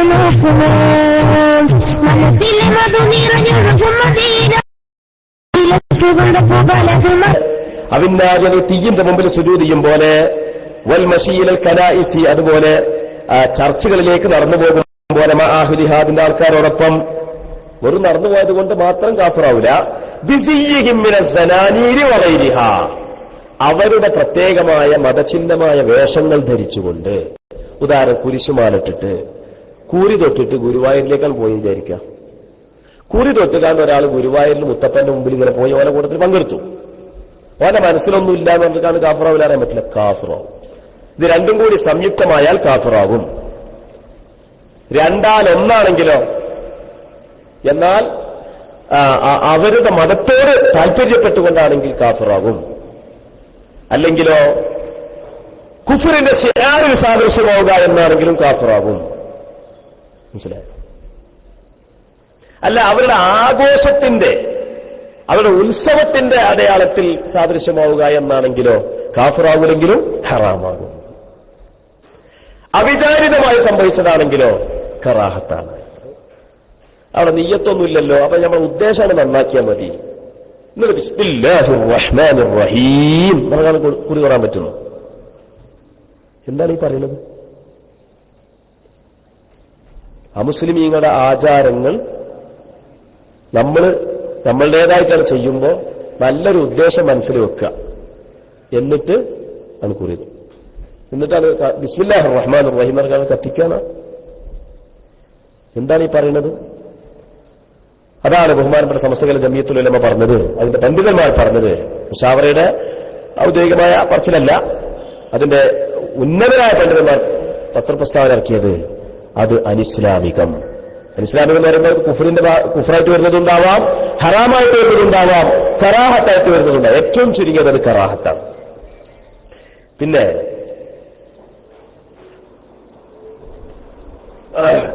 വേറെ ചില ഇബാറത്തുകൾ അത് നമുക്ക് അത് വിശദീകരിക്കേണ്ട ആവശ്യമില്ല. അടുത്ത പേജ് എടുക്കാം. ഈ അമുസ്ലിമീങ്ങളുടെ ചിഹ്നമായിട്ടുള്ള കാര്യങ്ങൾ, വേഷവിധാനങ്ങൾ, അതൊരു മുസ്ലിം ചെയ്യുമ്പോൾ അവൻ മുർത്തദാകുമോ ഇല്ലയോ? ഇമാം റാഫിഈ തങ്ങൾ പറയുന്നത് അമുസ്ലിമീങ്ങളുടെ വേഷവിധാനം അവൻ ധരിക്കലോടുകൂടി തന്നെ അവൻ മുർത്തദ്ദാകുന്ന. പക്ഷെ നേവിമാർ മുർത്തദ്ദാക്കിയത് ധരിക്കലോടുകൂടി മുർത്തദ്ദാവൂല, അതോടൊപ്പം അവന്റെ മനസ്സിൽ കുഫറിനോട് താല്പര്യമുണ്ടെങ്കിലേ മുർത്തദ്ദാവുള്ളൂ. അതല്ലെങ്കിൽ അവരുടെ ആരാധനാ കേന്ദ്രങ്ങളിൽ അവരോടൊപ്പം പങ്കെടുത്തെങ്കിലേ മുർത്തദ്ദാവുകയുള്ളൂ. അപ്പൊ റാഫിമാൻ കുറച്ച് ഗൗരവ. റാഫിമാൻ പറയുന്നത് ആ വേഷവിധാനം ധരിക്കലോടുകൂടി തന്നെ മുർത്തദ്ദാകുന്ന. നേവിമാമ് മുർത്തദാക്കിയ അഭിപ്രായ പ്രകാരം ധരിക്കലോടുകൂടി മുർത്തദ്ദാവൂല, അത് ഹറാമയാകുന്നുള്ളൂ. മുർത്തദ്ദാവണമെന്നുണ്ടെങ്കിൽ ഒന്നുകിൽ അവരുടെ മതത്തിനോട് താല്പര്യം വേണം, അല്ലെങ്കിൽ കുഫറിന്റെ ചിഹ്നത്തിൽ ആഭിമുഖ്യം പുലർത്തുന്നു എന്ന് കരുതണം, അതല്ലെങ്കിൽ അത് ധരിച്ചുകൊണ്ട് അവരുടെ ആരാധനാ കേന്ദ്രങ്ങളിൽ പോകണം. നിലവിളക്കിൽ എന്താണ് സംഭവിക്കുന്നത്? നിലവിളക്ക് അതിന്റെ ഇന്ന് കാണുന്ന രൂപത്തിലുള്ള കൊളുത്തുക എന്നുള്ളത് അമുസ്ലിമുകളുടെ ആരാധനാപരമായ ആചാരമാണ്. ആ ആചാരത്തിൽ ഒരാളിങ്ങനെ പങ്കെടുക്കുകയാണ്, അയാളിങ്ങനെ കൊളുത്താൻ വേണ്ടി അതിങ്ങനെ കൊളുത്താണ്. അതോടുകൂടി അവർ ആരാധിച്ചുകൊണ്ടിരിക്കുകയുമാണ്. അപ്പൊ അമുസ്ലിമീങ്ങളുടെ ആചാരം ഇയാൾ ചെയ്യുന്നു. ഒന്ന്, മനസ്സിലൊന്നും കരുതിയിട്ടില്ല, പക്ഷെ അതോടൊപ്പം തന്നെ മുസ്ലിമീങ്ങളുടെ ആ ആരാധനാ കേന്ദ്രത്തിൽ അവരോടുകൂടെ പങ്കെടുക്കുകയും ചെയ്യുന്നു. രണ്ട് കാര്യമാണ്. ഒന്ന്, മുസ്ലിമീങ്ങളിൽ നിന്നല്ലാതെ ഉണ്ടാകാത്ത ഒരു പ്രവൃത്തി ഇയാൾ ചെയ്യുന്നു. രണ്ടാമതായിട്ട് അവരുടെ ആരാധനാ കേന്ദ്രം തന്നെയാണല്ലോ ഈ നിലവിളക്ക് എന്ന് പറയുന്നത്. ആരാധനാ കേന്ദ്രം എന്ന് പറഞ്ഞാൽ ക്ഷേത്രവും ചർച്ചും മാത്രമല്ല. നിലവിളക്ക് കൊളുത്തുന്ന ആ കേന്ദ്രവും ആരാധനാ കേന്ദ്രമാണ്. ആ കേന്ദ്രത്തിൽ അവരോടൊപ്പം നടന്നുപോയിട്ട് അതിൽ പങ്കെടുക്കുകയും ചെയ്യുന്നു. എന്താ അതിന്റെ വിധി? കാഫിറാവെന്ന് പറയണ്ടല്ലേ? രാഷ്ട്രീയ രംഗത്തുള്ള ആളുകളൊക്കെ വളരെ ഗൗരവത്തോടുകൂടി ശ്രദ്ധിക്കണം. അതുകൊണ്ട് തൽക്കാലം രാഷ്ട്രീയക്കാരൊക്കെ ഒന്നിങ്ങനെ വിട്ടുവെക്കുമ്പോൾ ആ ചിരിയൊക്കെ ഒഴിവാക്കണം. നല്ലതാ, ഞാൻ വിട്ടുവെക്കുന്നുണ്ട്, പക്ഷെ നല്ല ചിരിയാട്ടോ. അതാ ഇപ്പൊ പല ആൾക്കാരും കാട്ടുന്നത്. എന്തായിരിക്കും ചിരിച്ചിട്ട അങ്ങനെ ഉമ്മൻചാണ്ടി ഇങ്ങനെ കൊളുത്തുന്ന സമയത്ത് പുറത്ത് നല്ല ചിരി.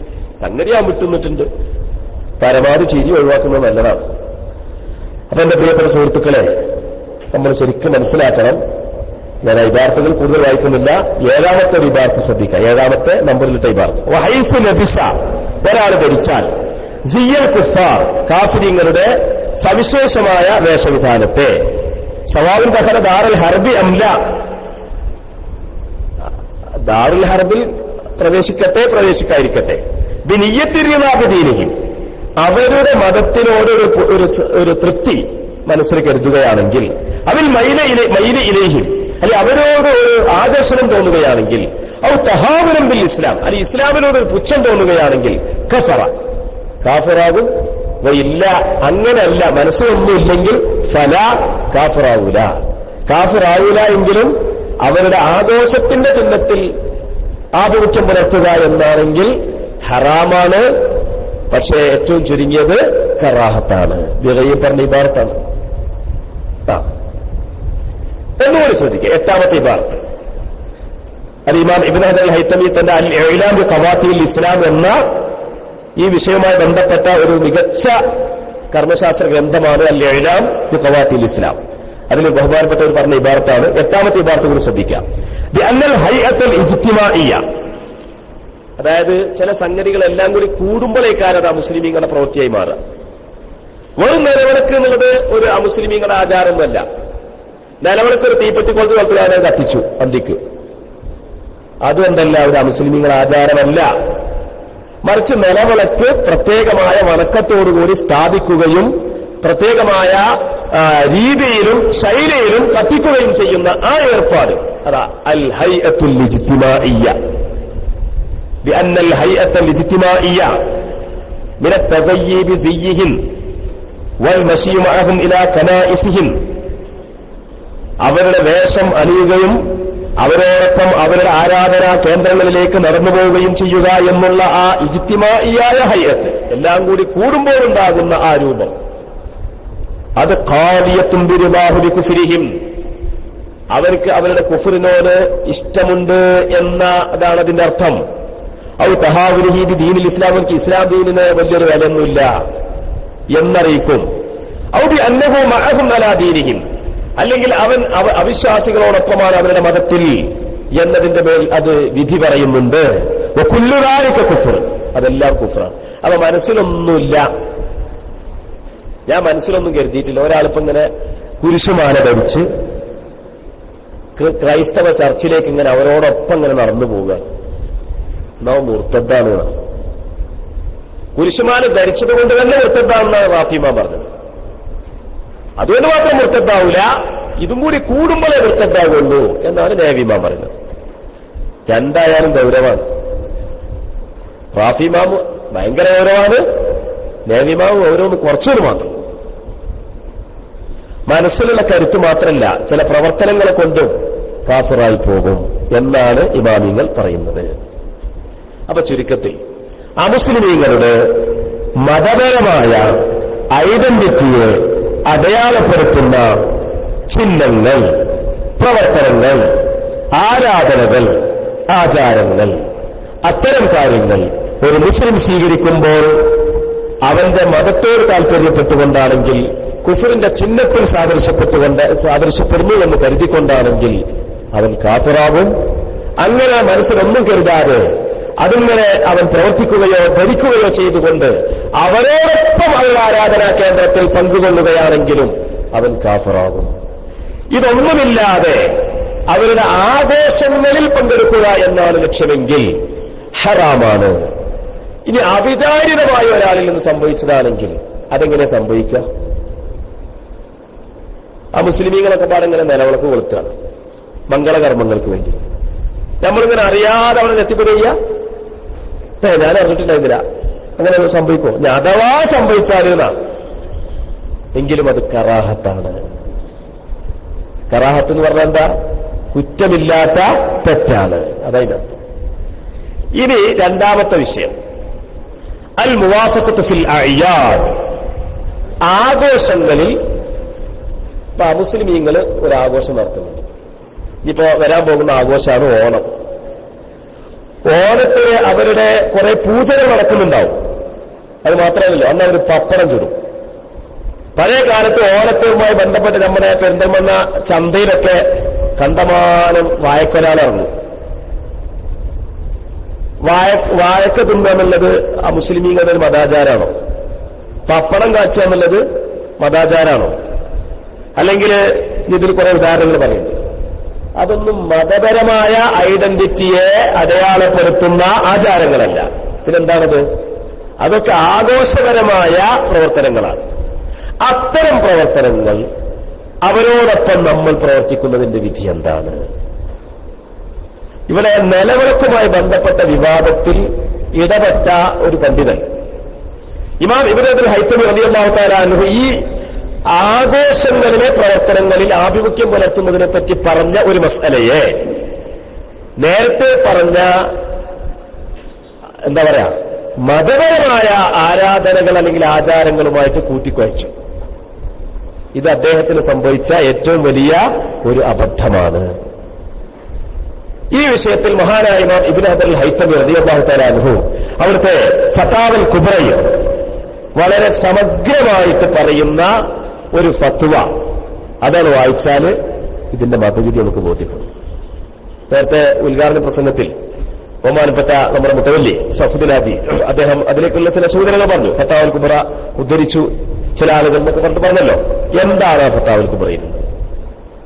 ശരിക്കും ശ്രദ്ധിക്കാം. ഫത്താവൽ കുബ്രയിൽ കിതാബുർ റിദ്ദ മതഭ്രഷ്ടനെ കുറിച്ച് സംസാരിക്കുന്ന അധ്യായത്തിൽ പറയുകയാണ്, വസുഇല റഹിമഹുല്ലാഹു തആല റളിയ അൻ ഇമാം ഇബ്നു ഹജർ അൽ ഹൈതമി റളിയല്ലാഹു തആല അൻഹു ആരാണ്? ഷാഫി മദ്ഹബിലെ ഏറ്റവും വലിയ പണ്ഡിതനാണ്. ഷാഫി മദ്ഹബിലെ അവസാനത്തെ വാക്കാണ്. ഷാഫി ഈ മദ്ഹബിൽ മതവിധികളെ ആധികാരികമായി മനസ്സിലാക്കാൻ വേണ്ടി നാം സമീപിക്കുന്ന ഗ്രന്ഥങ്ങളായ തുഹ്ഫത്തുൽ മുഹ്താജ് പോലുള്ള ഗ്രന്ഥങ്ങളുടെ രചയിതാവുമാണ്. മാത്രമല്ല മഹാനായ സയ്യിദി മഖ്ദൂം റളിയല്ലാഹു തആല അൻഹുവിന്റെ ഗുരുനാഥനുമാണ് മഹാനായ ഇബ്നു ഹജർ അൽ ഹൈതമി തങ്ങൾ. ബഹുമാനപ്പെട്ടവർ ഈ വിഷയത്തിൽ പറയുന്ന മസ്അല എന്താണ്? ബഹുമാനപ്പെട്ടവരോട് ചോദിക്കാണ്. ഹൽ ചോദ്യം, ഇതിലുള്ള ചോദ്യം എന്തിനെ കുറിച്ചാണ് നിങ്ങൾ ശരിക്കും മനസ്സിലാക്കണം. ഇതിലുള്ള ചോദ്യം ഒരിക്കലും തന്നെ മതചിഹ്നങ്ങൾ ധരിക്കുന്നതിനെ കുറിച്ചല്ല. മതചിഹ്നങ്ങൾ ഏതുപോലെ ഞാൻ നേരത്തെ പറഞ്ഞല്ലോ, ക്രിസ്ത്യാനികളുടെ കുരിശുമാല, ഹിന്ദുക്കളുടെ രുദ്രാക്ഷമാല, ഹിന്ദുക്കളുടെ കുരി പോലുള്ളതായ കാര്യങ്ങൾ ചെയ്യുന്നതിനെ കുറിച്ചല്ല. അതും ഇതും കൂട്ടിക്കുഴക്കാൻ പാടില്ല. ഇത് ഹിന്ദുക്കൾ ഓണത്തിൽ പപ്പടം കാച്ചുണ്ടല്ലോ, അപ്പൊ നമുക്ക് പപ്പടം കാച്ചാൻ പറ്റുമോ? ഹിന്ദുക്കൾ ഇഷ്ടംപോലെ വായക്കൊല വായിക്കാണ്ട് പഴുപ്പിച്ചു കാണ്ട് പഴം ഭക്ഷിക്കുന്നുണ്ടല്ലോ, അപ്പൊ നമുക്കിനി പഴം തിന്നാൻ പറ്റുമോ ഓണത്തിന്റെ അന്ന്? ഇതാ ചോദ്യം. അതൊരിക്കലും തന്നെ മതപരമായ സിയ്യുകളല്ല. അവിശ്വാസികളെ സിയ്യ് എന്നതിനെ പറ്റി പറയാൻ പറ്റൂല, അതിനൊന്ന് കൂട്ടിക്കുഴക്കാൻ പറ്റില്ല. അത് നിങ്ങൾ ശരിക്കും മനസ്സിലാക്കണം. ഹൽ യഹില്ലു ലഇബു ബിൽ ഖിസിയ്യി സിഗാർ അല്ലതി ലാ തൻഫഉ വലാ തഖ്തുലു സൈദ. ഒരു ഉപദ്രവം ചെയ്യാത്ത ചെറിയ ഈ അമ്പിന്റെ കുറ്റികൾ ഉപയോഗിച്ചുകൊണ്ടുള്ള കളി അത് പറ്റുമോ? അതെന്തിനാണ്? അത് ബൽ ഉഇദ്ദത്തിനില്ല ഈദുൽ കുഫാർ, കാഫിരീങ്ങളുടെ ഈ ആഘോഷത്തിൽ അവർ നടത്തുന്ന ചില കളികളുണ്ട്. പല സൈസ് കളികളുണ്ട്. പുലിക്കളി, മറ്റേ കളി എന്നൊക്കെ പല കളികളില്ലേ. ആ കളികൾപ്പെട്ടൊരു കലയാണ് ചെറിയ അമ്പിന്റെ വില്ലുകൾ അത് ഉപയോഗിച്ചുകൊണ്ടുള്ള പ്രത്യേക കലയാണ്. അതുകൊണ്ട് ഉപദ്രവങ്ങളോ അല്ലെങ്കിൽ ശാരീരികമായ പരിക്കുകളൊന്നും പറ്റൂല. അതുപോലെ അക്കുലിൽ മൗസിൽ കസീരിൽ മറ്റുബോഹബി സുക്കർ, നല്ല പഞ്ചസാരയും ചക്കരയൊക്കെ ഇട്ടുകാണ് വേവിച്ച പഴം തിന്ന, അതൊരു പരിപാടിയാണ്. സിയാബൽ മുനവനത്തബി സുഫ്ര, കുട്ടികൾക്കൊക്കെ നല്ല നല്ല കളർഫുൾ വസ്ത്രങ്ങൾ ധരിപ്പിക്കുക. മുസ്ലിമീങ്ങൾ അവരുടെ ആഘോഷങ്ങളിൽ ഇതൊക്കെ വളരെ പ്രാധാന്യപൂർവ്വം നിർവഹിക്കുന്നുണ്ട് എന്നതിനോടനുബന്ധമായിട്ട് അവരുടെ ആഘോഷ ദിവസങ്ങളിൽ അവർക്ക് വസ്ത്രങ്ങൾ സമ്മാനിക്കാൻ പറ്റുമോ? മറ്റു കാര്യങ്ങൾ സമ്മാനിക്കാൻ പറ്റുമോ? പ്രത്യേകിച്ച് നമ്മുടെ അയൽവാസികളൊക്കെ ആകുമ്പോൾ ഇതാക്കാതെ ബൈനഹും തഅല്ലുഖുമിൻ ഖൗലി അഹദിഹിമ അജീറൻ ലിൽ ആഖിരി, അയൽവാസികളൊക്കെ ആകുമ്പോൾ അങ്ങനെ അവരുടെ ആഘോഷങ്ങളിൽ അവർക്ക് വേണ്ടുന്ന കാര്യങ്ങളൊക്കെ നമുക്ക് ചെയ്തു കൊടുക്കാൻ പറ്റുമോ? ചോദ്യം. മിൻ ഖബീല തഅലീമിൻ നൈറൂസ് വനഹദിഹി, നൈറൂസ് എന്ന് പറയുന്ന ഒരു ആഘോഷമാണ്. ആ ആഘോഷത്തെ ആദരിക്കുന്നതിന്റെ വകുപ്പിൽപ്പെട്ട കാര്യങ്ങളാണ് ഇതൊക്കെ. ഫൈനൽ കഫറത്തെ സഗീറഹും കബീറഹും ലഈഫഹും റഫീഅഹും, കാഫിരികൾ മുഴുക്കയും ഹത്താ മുലൂക്കിയും അവരുടെ രാജാക്കന്മാരടക്കം ഹത്താ മുലൂക്കഹും യഅ്തനൂന ബിഹാദിഹിൽ ഖിസിയ്യി സിഗാർ വല്ലഇദ് ബിഹാ, ഈ ചെറിയ അമ്പുകളെ കൊണ്ടുള്ള ഈ കളി നടത്തുന്നവർ വലിയ രാജാക്കന്മാർ വരെ ഈ കളിന്റെ ആൾക്കാരാ. നമ്മളെ യോഗ എന്നാണ് പറഞ്ഞത്. നമ്മൾ യോഗ ഉണ്ടായിരുന്നു ഇവിടെ, യോഗ അടുത്ത് യോഗ രാജ്യവ്യാപകമായി യോഗ ആഘോഷം എന്താ പറയുക ആചരിച്ചല്ലോ. അത് നമ്മളെ പ്രധാനമന്ത്രി നരേന്ദ്രമോദിയാണ് ഏറ്റവും വലിയ പുഷപ്പെടുത്തുന്നത്, കണ്ടില്ലേ? അപ്പൊ അന്നമാതിരി രാജാക്കന്മാർ വരെ ഈ കളിന്റെ ആൾക്കാരാണെന്ന. ഒരു അഖിലിൽ മൗസിൽ കസീരിൽ മത്തുബോഹ് സുക്കരി എഴുത്തിനാൻ കസീറ, അതേപോലെ ഈ അമുസ്ലിമികൾ അവരുടെ ആഘോഷത്തിൽ ഇങ്ങനെ വലിയ മധുര പഴങ്ങളൊക്കെ തിന്നും. വക്കനാബി ഇൽബാസ് സിബിയാൻ സിയാബൽ മുസ്ഫറ, അതുപോലെ തന്നെ കുട്ടികൾക്ക് ഇങ്ങനെയുള്ള കളർഫുൾ വസ്ത്രങ്ങളൊക്കെ ധരിപ്പിക്കും. അപ്പൊ എഴുത്താവുൽ അസ്വാബുകൾ മസ്റൂഫിൽ യതഅല്ലഖു, ഇങ്ങനെ അടുത്തുള്ള സുഹൃത്ത് ബന്ധം അതുപോലെ അയൽപ്പക്ക ബന്ധമുള്ള ആളുകൾക്കൊക്കെ മുസ്ലിമികൾ എന്ത് ചെയ്യും? വസ്ത്രങ്ങളും മറ്റുള്ള സമ്മാനങ്ങളൊക്കെ കൊടുത്തയക്കും. എന്നിട്ട് പറയാം. ശരിക്കും അടിവരട്ട ഭാഗം നിങ്ങൾ ശ്രദ്ധിക്കണം. അടിവര ഇനി പറയാൻ ശ്രദ്ധിക്കണം. വലൈസലഹും ഫീ ദാലിക്കൽ യൗമി ഇബാദത്തു സനമിൻ വലാ ഗൈരിഹി. ആ ദിവസത്തിൽ ആരാധനകളൊന്നും നടക്കുന്നില്ല, ശിർക്കിന്റെ ആരാധനകളൊന്നും നടക്കുന്നില്ല, ആഘോഷങ്ങൾ മാത്രമേ നടക്കുന്നുള്ളൂ. എന്നിട്ട് അത് ഏത് ദിവസമാണെന്ന് ഇങ്ങനെ പറയാം. അത് ഇന്ന ദിവസത്തിലാണെന്ന് പറഞ്ഞതിന് ശേഷം പറയാണ് ഫഹൽ യക്ഫുറു യൻസബിൽ മുസ്ലിമീന അമില മിസ്ല അമിലിഹിം മിൻ ഗൈരി ഇഅ്തിഖാദി തഅലീൽ ഈദിഹിം വലക്തിദാഇ ബിഹിം.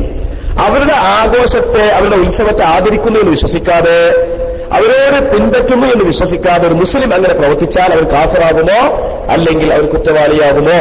ചോദ്യം. അതിനുള്ള മറുപടി فأجاب نفع الله تبارك وتعالى بعلومه المسلمين بقوله. ബഹുമാനപ്പെട്ടവർ കൊടുക്കുന്ന മറുപടി ലാ കുഫ്ര ബിഫിഇലി ശൈഇൻ മിൻ ദാലിക.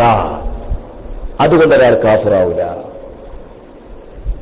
ഇപ്പൊ ഹിന്ദുക്കളുടെ ഓണാഘോഷം കാർഷിക ആഘോഷമാണോ ഹൈന്ദവ ആഘോഷമാണോ?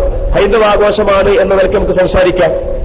ഹൈന്ദവ ആഘോഷമായ ഓണാഘോഷത്തിൽ മുസ്ലിമീങ്ങൾ അതേപോലെ നമ്മളെ വീട്ടിലും പപ്പടം കാച്ചി, നമ്മളെ വീട്ടിൽ നല്ല പായസം ഉണ്ടാക്കി കുടിച്ചാൽ അതുകൊണ്ട് ഒരാൾ കാഫിറാവില്ല. ഈ പറഞ്ഞത് എന്തിനെ പറ്റിയാണ്? ഇത് അവരുടെ ആരാധനാപരമായ ചിഹ്നങ്ങളെ അനുകരിക്കുന്നതിനെ പറ്റിയല്ല, അവർക്ക് മാത്രമുള്ള പ്രവർത്തനങ്ങൾ നമ്മൾ ചെയ്യുന്നതിനെ കുറിച്ചല്ല, അവരുടെ മതപരമായ അസ്തിത്വത്തെ അടയാളപ്പെടുത്തുന്ന കാര്യങ്ങൾ നമ്മൾ പകർത്തുന്നതിനെ കുറിച്ചല്ല, മറിച്ച് ആഘോഷകരമായ കാര്യങ്ങൾ ചെയ്യുന്നതിനെ കുറിച്ചാണ്. ഇതിലെന്തൊന്ന അതൊന്നല്ലാതെ മനസ്സിലാക്കണം. എന്നിട്ട് ബഹുമാനപ്പെട്ടതെന്ന് പറയാം അതൊന്ന് കാഫിറാവില്ല. എന്തുകൊണ്ട്? ഇതിനേക്കാൾ ഗൗരവമായ ശബ്ദ സുന്ന അമുസ്ലിമീങ്ങളുടെ മതപരമായ വേഷം ധരിച്ചാൽ വരെ അവരുടെ മതത്തോട് താല്പര്യപ്പെടുന്നു എന്നോ അവരുടെ മതചിഹ്നത്തിൽ പങ്കുകൊള്ളുന്നു എന്നോ ഉദ്ദേശിക്കാതെയാണെങ്കിൽ കാഫിറാവൂല എന്നല്ലേ നേവിമ പറഞ്ഞത്? കാഫിമ പറഞ്ഞെന്താ? കാഫിറാകുന്നതാണ്. പക്ഷെ നേവിമ പറഞ്ഞെന്താ? കാഫിറാവൂല എന്നല്ലേ. അപ്പൊ അതുകൊണ്ട് വരെ കാഫിറാവൂല എങ്കിൽ ഇതേതായാലും കാഫിറാവൂല. ഇത് രണ്ടും ഒരേപോലെയാണെന്നല്ല പറയുന്നത്. അത് ഗൗരവപ്പെട്ടതാണ്. ആ ഗൗരവപ്പെട്ട കാര്യം ചെയ്താൽ തന്നെ കാഫിറാവൂല എന്നാണെങ്കിൽ ഗൗരവം കുറഞ്ഞ ഈ കാര്യങ്ങൾ ചെയ്താൽ ഏതായാലും കാഫിറാവൂല എന്ന് കിട്ടൂലേ? അതുകൊണ്ട് ഇത് രണ്ടും ഒന്നാണ് മനസ്സിലാക്കാൻ പാടില്ല. ഇവിടെയാണ് നമ്മുടെ ആ ഫേസ്ബുക്കിൽ പ്രതികരിച്ച അദ്ദേഹത്തിന് അബദ്ധം സംഭവിച്ചത്. അദ്ദേഹം ഇത് രണ്ടും ഒന്നാണ് മനസ്സിലാക്കി. എന്നിട്ട് ഈ ആഘോഷങ്ങളിൽ പങ്കുകൊള്ളുന്നതിന്റെ മസല ആചാരങ്ങളിൽ അല്ലെങ്കിൽ വേഷവിധാനങ്ങളിൽ അനുകരിക്കുന്നതുമായിട്ട് കൂട്ടിക്കലർത്തി. ഇത് രണ്ടും ഒരുപോലെയാണ്. ചില ആളുകൾ അദ്ദേഹത്തോട് ടെലിഫോണിലൂടെ മറ്റൊക്കെ സംസാരിക്കുമ്പോൾ നെയ്യത്തില്ലെങ്കിൽ കുരി തൊടാം, നെയ്യത്തില്ലെങ്കിൽ കുരിശുമാറ ധരിക്കാം. എന്തൊരു ഗൗരവമാണത്! എന്തൊരു മോശമായ അല്ലെങ്കിൽ എന്തൊരു അപകടകരമായ പ്രത്യാഘാതമാണ് ഇതിന്റെ അപ്പുറത്തുള്ളത്. എന്റെ പ്രിയപ്പെട്ട സുഹൃത്തുക്കൾ മനസ്സിലാക്കണം. അപ്പൊ ഇവരെ വൃത്തങ്ങളെ ഇബാറത്ത് ശ്രദ്ധിക്കുക. ലാ കുഫ്ര ബിഫീഇലി ശൈഇൻ മിൻ ദാലിക ഫഖദ് സറഹ അസ്ഹാബുനാ. നമ്മുടെ പണ്ഡിതന്മാർ വ്യക്തമായി പറഞ്ഞു ബിഅന്നഹു ലൗ ശദ്ദ الزنار على وسطه او وضع على رأسه كلمسة المجوس لم يكفر بمجرد ذلك. ഒരാൾ സുന്നാർ എന്ന് പറയുന്നത് അവരുടെ ഒരു പ്രത്യേക വേഷം, ഒരു പ്രത്യേക ചരടാണത്, ഒരു പ്രത്യേക ചരട. ഈ RSSനൊക്കെ കൈമുണ്ടാകുന്ന ചരട് പോലത്തെ ഒരു ചരടാണ്. ആ ചരട് ഒരാൾ കെട്ടിയാൽ, അരയിൽ കെട്ടിയാൽ, അല്ലെങ്കിൽ മജൂസികളുടെ പ്രത്യേക തൊപ്പി ഒരാൾ തലയിൽ വെച്ചാൽ അതുകൊണ്ട് മാത്രം കാഫിറാകും എന്നാണ് ആര് പറയുന്നത്? റാഫിമ പറയുന്നത്. പക്ഷെ മുഅ്തബർ എന്താണ്? കാഫിറാവൂല. ഫഅദമു കുഫ്രിഹി ബിമാ ഫി സുആൽ ഔലാ. അപ്പൊ ചോദ്യത്തിൽ പറഞ്ഞത് അത്ര ഗൗരവമുള്ള കാര്യമല്ലല്ലോ, അതുകൊണ്ട് കാഫിറാവൂല എന്നുള്ളത് വളരെ വ്യക്തമാണ്. ബൽ ഫഅലു ശൈഇൻ മിമ്മാ ദുക്ര ഫീഹി യഹ്റുമു. എങ്കിലും അമുസ്ലിമീങ്ങളുടെ ആഘോഷങ്ങൾ ഒരു മുസ്ലിം പ്രവർത്തിച്ചാൽ അത് ഹറാമാണ്. എന്തുകൊണ്ട്? എപ്പോഴാ ഹറാമാകുക? ഇതാ കസദ ബിഹി തശ്ബീഹനല്ല അത്തശബ്ബുഹ ബിൽ കുഫാർ, കാഫിരീങ്ങളോട് സാദൃശ്യമാകുന്നു എന്നാണ് ഉദ്ദേശമെങ്കിൽ.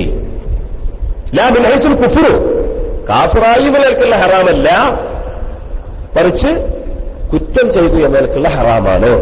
വ ഇല്ല, ഇനി കുഫറിലാണ് ഞാൻ അവരോട് ആഭിമുഖ്യം പുലർത്തുന്നത് എന്നാണ് മനസ്സിലുള്ളതെങ്കിലോ കാന കുഫ്റൻ ഖത്ആ, അവർ പിന്നെ റാഫിമാവിന്റെ ഇടയിൽ നേവിമാവിന്റെ ഇടയിൽ തർക്കമില്ല, നിരുപാധികം അയാൾ കാഫിറാണ്. ഫൽഹാസിൽ, അപ്പൊ ഇനി മൊത്തം കേട്ടോ. അന്നഹു ഇൻ ഫഅല ദാലിക ബിഖസ്ദി തശബ്ബുഹിം ഫീ ശിആരിൽ കുഫ്രി, കുഫറിന്റെ ചിഹ്നത്തിൽ സാദൃശ്യമാകുന്നു എന്നാണ് ഉദ്ദേശമെങ്കിൽ കഫറ ഖത്അൻ, നിസ്തർക്കം അവൻ കാഫിറാകും. ഔ ഫി ശിആരിൽ ഈദി, ആഘോഷത്തിന്റെ ഭാഗമായി ചെയ്യുന്ന കാര്യം എന്നാണ് മനസ്സിലെങ്കിൽ, അല്ല മനസ്സിലാവും, അവർ ഓണാഘോഷത്തിന്റെ ഭാഗമായിട്ട് ചെയ്യുന്ന കാര്യം നമ്മളും ചെയ്യുന്നു, ആഘോഷത്തിന്റെ അടയാളത്തിൽ പങ്കെടുക്കുന്നു എന്നാണ് ഉദ്ദേശമെങ്കിൽ ഖതീനബിൽ കുഫ്രി, ഇത് കാഫിരികളുടെ പണിയാണല്ലോ എന്നൊന്നും ചിന്തിക്കാതെയാണെങ്കിൽ ലം യകുഫർ, അവൻ കാഫിറാവൂല, വലാകിന്നഹു യസ്മു, എങ്കിലും അത് ഹറാമാണ്, കുറ്റമാണ്. ഇനി ശരിക്കും ഇനി അടിവരട്ട കാര്യം ശ്രദ്ധിക്കുക, ഇതാണ് അദ്ദേഹത്തിന്റെ ഏറ്റവും വലിയ തെളിവ്. വൈലം യഖ്സിദി തശബ്ബുഹ ബിഹിം അസ്ലം വലാറ് വറൈസൻ, എന്താ അർത്ഥം? ഇനി അവര് നമ്മുടെ നാട്ടില് അവര് പപ്പടം കാച്ചി,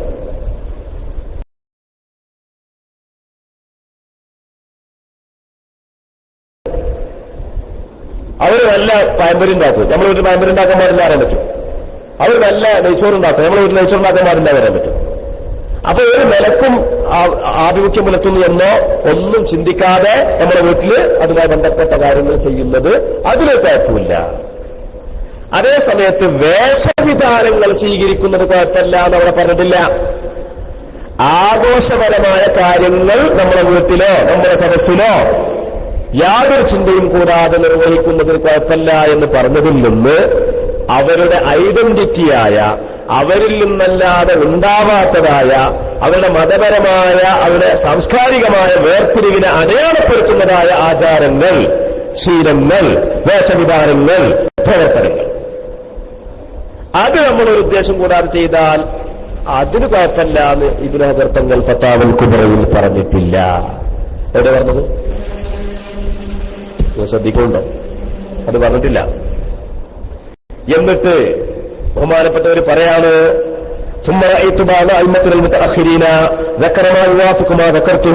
ഞാൻ ഈ പറഞ്ഞതിനോട് യോജിക്കുന്ന, ഈ പറഞ്ഞ മറുപടിയോട് യോജിക്കുന്ന മറുപടി നബിമാമിന് ശേഷമുള്ള നമ്മുടെ ചില പണ്ഡിതന്മാർ, നമ്മുടെ ചില ഇമാമികൾ പറഞ്ഞതായിട്ട് പിന്നീട് ഞാൻ കണ്ടു. ഫഖാല, അദ്ദേഹം പറയാണ്, വമിൻ അക്ബഹിൽ ബിദഇ, ഏറ്റവും വലിയ ദുരാചാരമാണ് മുവാഫഖത്തുൽ മുസ്ലിമീന നസാറ, മുസ്ലിമീങ്ങൾ ക്രിസ്ത്യാനികളോട് യോജിക്കൽ, ഫി അഅയാദിഹിം, അവരുടെ ആഘോഷങ്ങളിൽ, ബിത്തശബ്ബുഹി ബിഅക്ലിഹിം വൽ ഹദിയ്യത്തി ലഹും, അവരുടെ ഭക്ഷണങ്ങൾ, അവരുടെ ഭക്ഷണങ്ങൾ അതേ ഭക്ഷണങ്ങൾ നമ്മൾ ഉണ്ടാക്കുക, അങ്ങനെ സാദൃശ്യമാകുക, അവർക്ക് ഹദിയ കൊടുക്കുക, അതുപോലെ അവർ നൽകുന്ന ഹദിയ സ്വീകരിക്കുക, ഇതൊക്കെ ഏറ്റവും വലിയ ദുഷിച്ച ആചാരമാണ് എന്ന് പിൻഗാമികളായ ചില പണ്ഡിതന്മാർ പറഞ്ഞത് പിന്നീട് ഞാൻ കണ്ടു എന്നാരാ പറയുന്നത്? മഹാനായ ഇമാം ഇബ്നു ഹജർ ഹൈതമി റളിയല്ലാഹു തആല പറയാണ്. അപ്പൊ ചുരുക്കത്തിൽ ഇതിന്റെ ബാക്കി കാര്യങ്ങൾ ഞാൻ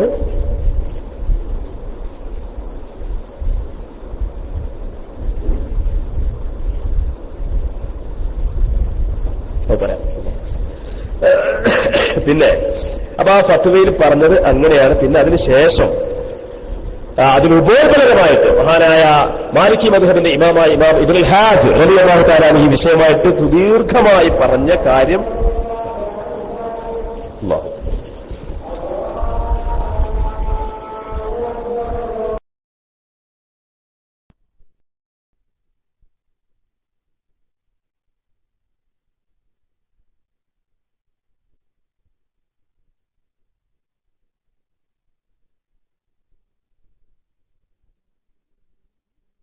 അപ്പൊ എന്ത് ചെയ്യാന്ന് വെച്ചാൽ, ബാങ്ക് കൊടുത്തു, ഒരു 10 മിനിറ്റിന് ശേഷം നിസ്കാരത്തിന് വേണ്ടി ഇറങ്ങാം.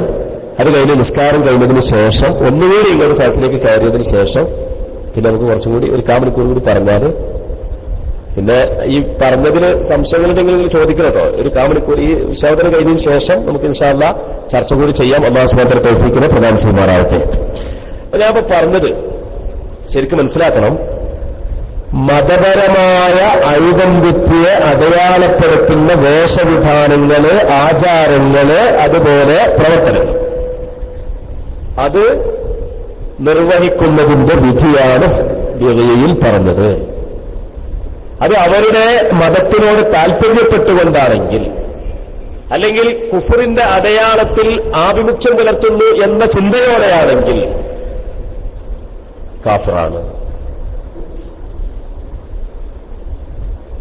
അതേപോലെ തന്നെ അത് ധരിച്ചുകൊണ്ട്, അങ്ങനെ ചെയ്തുകൊണ്ട് അവരുടെ ആരാധനാ കേന്ദ്രങ്ങളിൽ പോവുകയാണെങ്കിലും കാഫിറാണ്, അവരോടൊപ്പം പങ്കെടുത്തുകൊണ്ട്.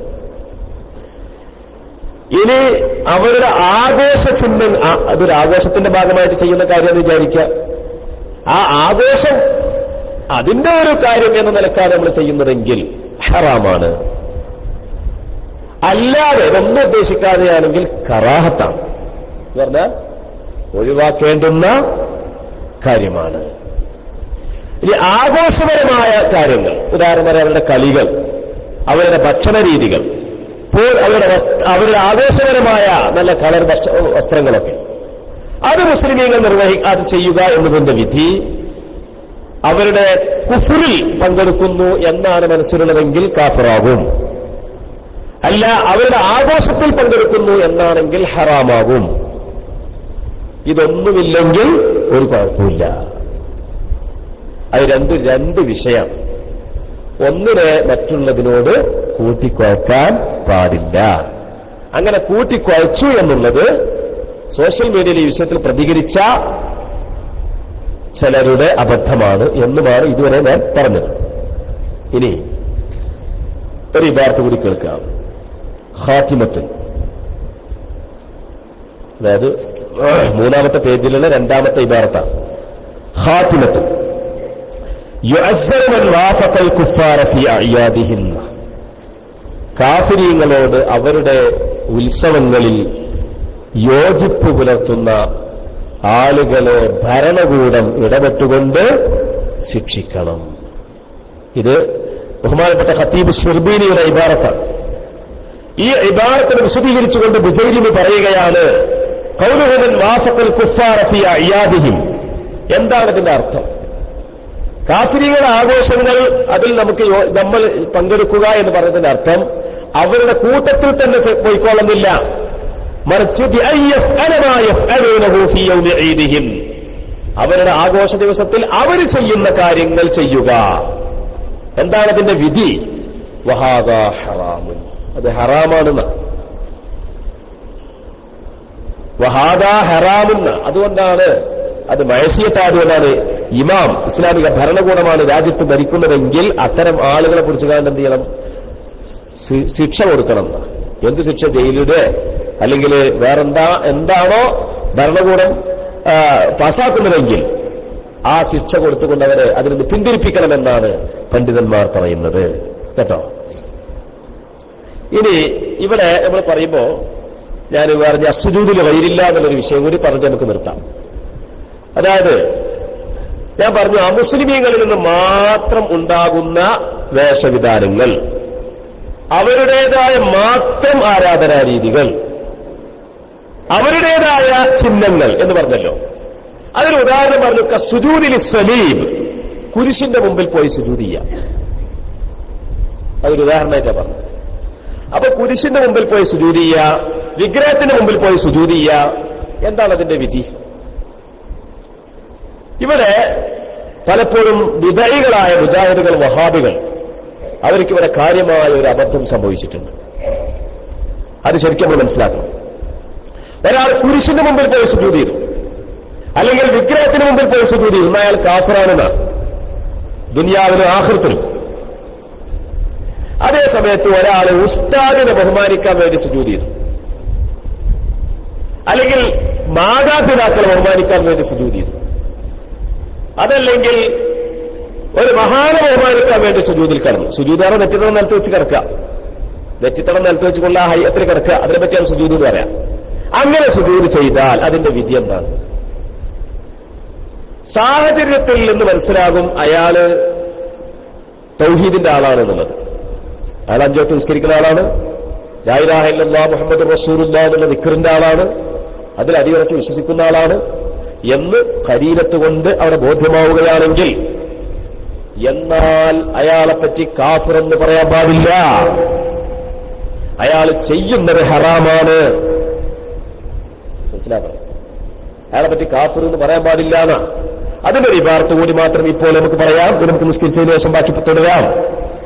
വമിൻഹാ, ഇമാം ഇബ്നു ഹജർ തങ്ങൾ അൽ ഇഅ്ലാബി ഖവാത്തിൽ ഇസ്ലാമിൽ പറയുകയാണ്, വമിൻഹാ ഐ മിനൽ മുകഫിറാത്തി, ഒരു മനുഷ്യനെ മതപുഷ്ടരാക്കുന്ന കാര്യങ്ങളിൽപ്പെട്ടതാണ് കുല്ലു ഖൗലിൻ ഔ ഫിഅലിൻ സദറ അൻ തഅമ്മുദിൻ വസ്തിഹ്സാഇൻ ബിദ്ദീൻ സരീഹിൻ, ഏതൊരു വാക്കാവട്ടെ പ്രവൃത്തിയാവട്ടെ ബോധപൂർവം മതത്തെ പരിഹസിച്ചുകൊണ്ട് ഒരാളിൽ നിന്നുണ്ടായാൽ കസ്സുജൂദിൽ സനമി ഔ ലിശംസ്, ബിംബത്തിന് സുജൂദ് ചെയ്യും പോലെ അല്ലെങ്കിൽ സൂര്യന് സുജൂദ് ചെയ്യും പോലെ. അത് ഇസ്ലാമിക നാട്ടിലാവട്ടെ അനിസ്ലാമിക നാട്ടിൽ വെച്ചാവട്ടെ ആ മനുഷ്യൻ കാഫിറായി പോകും. അവിടെ പറയാണ് ബിശർത്തി അല്ലാ തഖൂമ ഖരീനത്തുൻ അലാ അദമി ഇസ്തിഹ്സാഇഹി ഔ ഉദ്രിഹി. അയാൾക്ക് എതിരുണ്ട് എന്നോ അതല്ലെങ്കിൽ അയാൾ മതത്തെ പരിഹസിക്കുന്നില്ല എന്നുള്ളതിനോ വ്യക്തമായ തെളിവ്, സാഹചര്യപരമായ തെളിവ് ഉണ്ടെങ്കിൽ കാഫിറാവൂല. എനിക്ക് മനസ്സിലാക്കണം. ഞാൻ പറയാൻ കാരണം ഇപ്പൊ നമ്മുടെ ചില ലേഖനത്തിൽ തന്നെ ഒരാൾ അല്ലാത്ത ഒരാളെങ്കിലും സുജൂദിൽ കടന്നാൽ അത് നബിയാണെങ്കിലും ശരി അയാൾ കാഫിറാവെന്ന് പറഞ്ഞു. ഫത്ഹുൽ മുഈനിന്റെ ഇബാറത്താണത്. ആ ഇബാറത്ത് നമ്മൾ മനസ്സിലാക്കണം. ഇത് മതത്തെ അപമാനിച്ചുകൊണ്ടല്ല ഇയാൾ ചെയ്യുന്നത് എന്നതിന് അയാളിൽ സാഹചര്യപരമായ തെളിവുണ്ടെങ്കിൽ എന്നാൽ അയാൾ കാഫിറാവൂല. ഫത്ഹുൽ മുഈനിന്റെ ആ ഇബാറത്തിന് ഇമാം ഇബ്നു ഹജർ തങ്ങൾ അൽ ഇഅ്ലാം ബി ഖവാത്തിൽ ഇസ്ലാം എന്ന കിതാബിൽ പറഞ്ഞതുകൊണ്ട് നമ്മൾ മനസ്സിലാക്കണം. അല്ലെങ്കിൽ ഉള്ള പ്രശ്നം എന്താ വെച്ചാൽ ചിലപ്പോൾ അജ്മീറിലൊക്കെ നമ്മൾ കാണാറുണ്ട് ചില ആളുകൾ, അറിവില്ലാത്ത ചില ആളുകൾ അവിടെ സുജൂദ് ശരിക്കും തെറ്റിത്തണം നിർത്തി വെച്ചുകൊണ്ട് ചില കാര്യങ്ങൾ ചെയ്യാറുണ്ട്. അത് അല്ലെങ്കിൽ ശരിയാണെന്നല്ല പറയുന്നത്. പക്ഷെ അതുകൊണ്ട് അയാൾ കാഫിറാവില്ല. കാരണം അയാളുടെ ജീവിതത്തിൽ നിന്ന് നമുക്ക് മനസ്സിലാക്കാം അയാൾ ഒരിക്കലും ഇസ്ലാം ദീനിനെ കളിയാക്കാൻ വേണ്ടി ചെയ്യല്ല, അതൊരു ബഹുമാനത്തിന് വേണ്ടി ചെയ്യാണ്. അങ്ങനെ ബഹുമാനം എന്നുള്ളതാണ് അവിടെ നടക്കുന്നത് എന്ന് വ്യക്തമായ സാഹചര്യ തെളിവുണ്ടെങ്കിൽ അയാൾ കാഫിറാവൂല.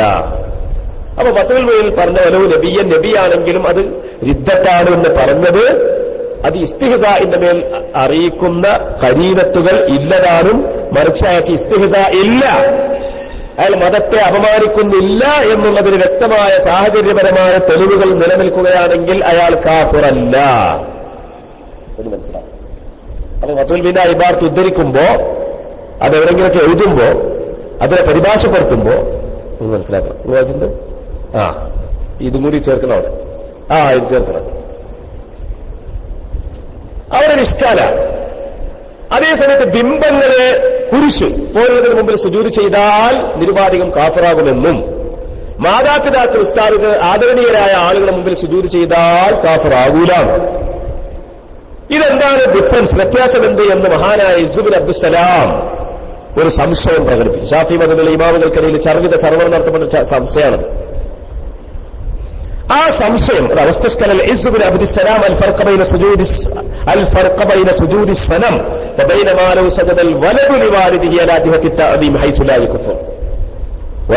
ബിംബത്തിന് സുജൂദ് ചെയ്താൽ കാഫിറാകുന്നു, ഒരു പുത്രൻ പിതാവിന് സുജൂദ് ചെയ്താൽ ബഹുമാനിക്കാൻ വേണ്ടി സുജൂദ് ചെയ്താൽ കാഫിറാവൂല. എന്താ വ്യത്യാസം? അതിന് ഇങ്ങനെ മറുപടി കൊടുക്കാം. വാലിദ, മാതാവ് അല്ലെങ്കിൽ പിതാവ്, വറദത്ത് ശരീഅത്ത് ബി തഅദീമിഹി, അവനെ ബഹുമാനിക്കണമെന്ന് ശരീഅത്ത് കൽപ്പിച്ചിട്ടുണ്ട്. ബൽ വറദ ശർഉ ഗൈരിന, ഈ ഉമ്മത്തിന്റെ മുമ്പുള്ള ഉമ്മത്തീങ്ങൾ ബഹുമാനിക്കാൻ വേണ്ടി സുജൂദ് കടന്നിരുന്നു. മഹാനായ യൂസുഫ് നബി അലൈഹി ഇസ്ലാമിന്റെ മുമ്പിൽ യാക്കൂബ് നബി അലൈഹി ഇസ്ലാമും കൂട്ടരും സുജൂദിന് തന്നെ കടന്നത്. അതാണ് ഇബ്നു കസീറൊക്കെ പ്രബലപ്പെടുത്തിയിട്ടുള്ളത്. ആദം നബി അലൈഹി ഇസ്ലാമിന്റെ മുതൽ ഈസാ നബി അലൈഹി ഇസ്ലാമിന്റെ ഉമ്മത്ത് വരേക്കുമുള്ള ആളുകൾ ബഹുമാനിക്കാൻ വേണ്ടി ഒരാൾ ഇങ്ങനെ വരികയാണെങ്കിൽ നമ്മൾ ഈ സദസ്സിലേക്ക് ഇപ്പോൾ കാര്യപ്പെട്ട ഒരാൾ, ഒരു ഉസ്താദ്, ഇപ്പോ ജാമിഅയിലെ ഉസ്താദ് കടന്നു വരികയാണെങ്കിൽ നമ്മൾ എല്ലാവരും എഴുന്നേറ്റ് വെക്കും.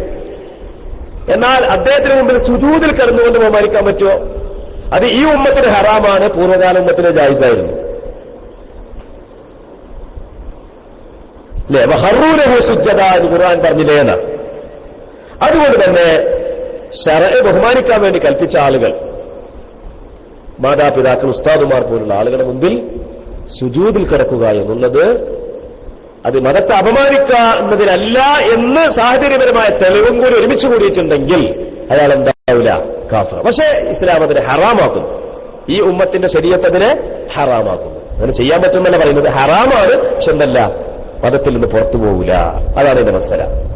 നിരുപാധികം ഒരു കാര്യപ്പെട്ട ഒരാളെ മുമ്പിൽ നെറ്റിത്തടം നിരത്തി വെച്ചുകൊണ്ട് സുജൂദിൽ കടക്കുക എന്നുള്ളത് നിരുപാധികം ഹറാമാണെന്ന് പറയാൻ പറ്റൂല. അത് മതത്തെ അപമാനിക്കാനല്ല എന്നുള്ളതിന് അയാളുടെ ജീവിതത്തിൽ നിന്ന്, പ്രവർത്തനത്തിൽ നിന്ന്, വേഷവിധാനത്തിൽ നിന്ന്, സാഹചര്യത്തിൽ നിന്ന് തെളിവുണ്ടെങ്കിൽ അതിനെപ്പറ്റി എന്തേ പറയാൻ പറ്റുള്ളൂ? ഹറാം എന്നേ പറയാൻ പറ്റുള്ളൂ, കുഫ്ർ എന്ന് പറയാൻ പറ്റൂല. ഇതെല്ലാവരും മനസ്സിലാക്കണം. പല ആളുകളും അതിന് അബദ്ധം പറയാറുണ്ട്. പിന്നെ വലൈസ മിൻ ഹാദാ മാ യഫ്അലു എന്നിട്ട് പറയാം, അദ്ദേഹം പറയാം സുമ്മ മക്തബാഹു കലാമുഹു ഐനി അശ്ശൈഖ് ഇസ്സുദ്ദീൻ മിൻ അന്നൽ ഉലമാ കൽ വാലിദി. മകൻ പിതാവിന് സുജൂദ് ചെയ്യൽ കുഫ്റല്ലാത്തത് പോലെ തന്നെയാണ് സാധാരണക്കാരൻ ഒരു ആലിമിന്റെ മുമ്പിൽ സുജൂദ് ചെയ്യലും കുഫ്റല്ല. എന്തുകൊണ്ട്? യദുല്ലു അലൈഹി മാ ഫിർ റൗദത്തി ആഖിറ സുജൂദി തിലാവ. ഇതിന്റെ തെളിവ് ഇമാം നബവി തങ്ങൾ റൗദയിൽ പറഞ്ഞതാണ്. എന്താ? വലൈസ മിൻ ഹാദാ, സുജൂദ് ചെയ്താൽ കാഫിറാകുമെന്ന് പറയുന്ന ആ നിയമത്തിൽ പെടൂല മാ യഫ്അലുഹു കസീറൂന മിനൽ ജഹലത്തി ളാലിമീന, ളാലിമീങ്ങളായ വിഡ്ഢികളിൽപ്പെട്ട ഒരുപാട് ആളുകൾ ചെയ്യുന്ന പ്രവർത്തനം. അതെന്താ? മിന സുജൂദി ബൈന യദയിൽ മശായിഖി, മശായിഖന്മാരെ ശൈഖന്മാരെ മുമ്പിൽ പോയിട്ട് സുജൂദ് കിടക്കുക. ഫഇന്ന ദാലിക ഹറാമുൻ ഖത്അ, അത് ഹറാമാണെന്നതിൽ തർക്കമില്ല.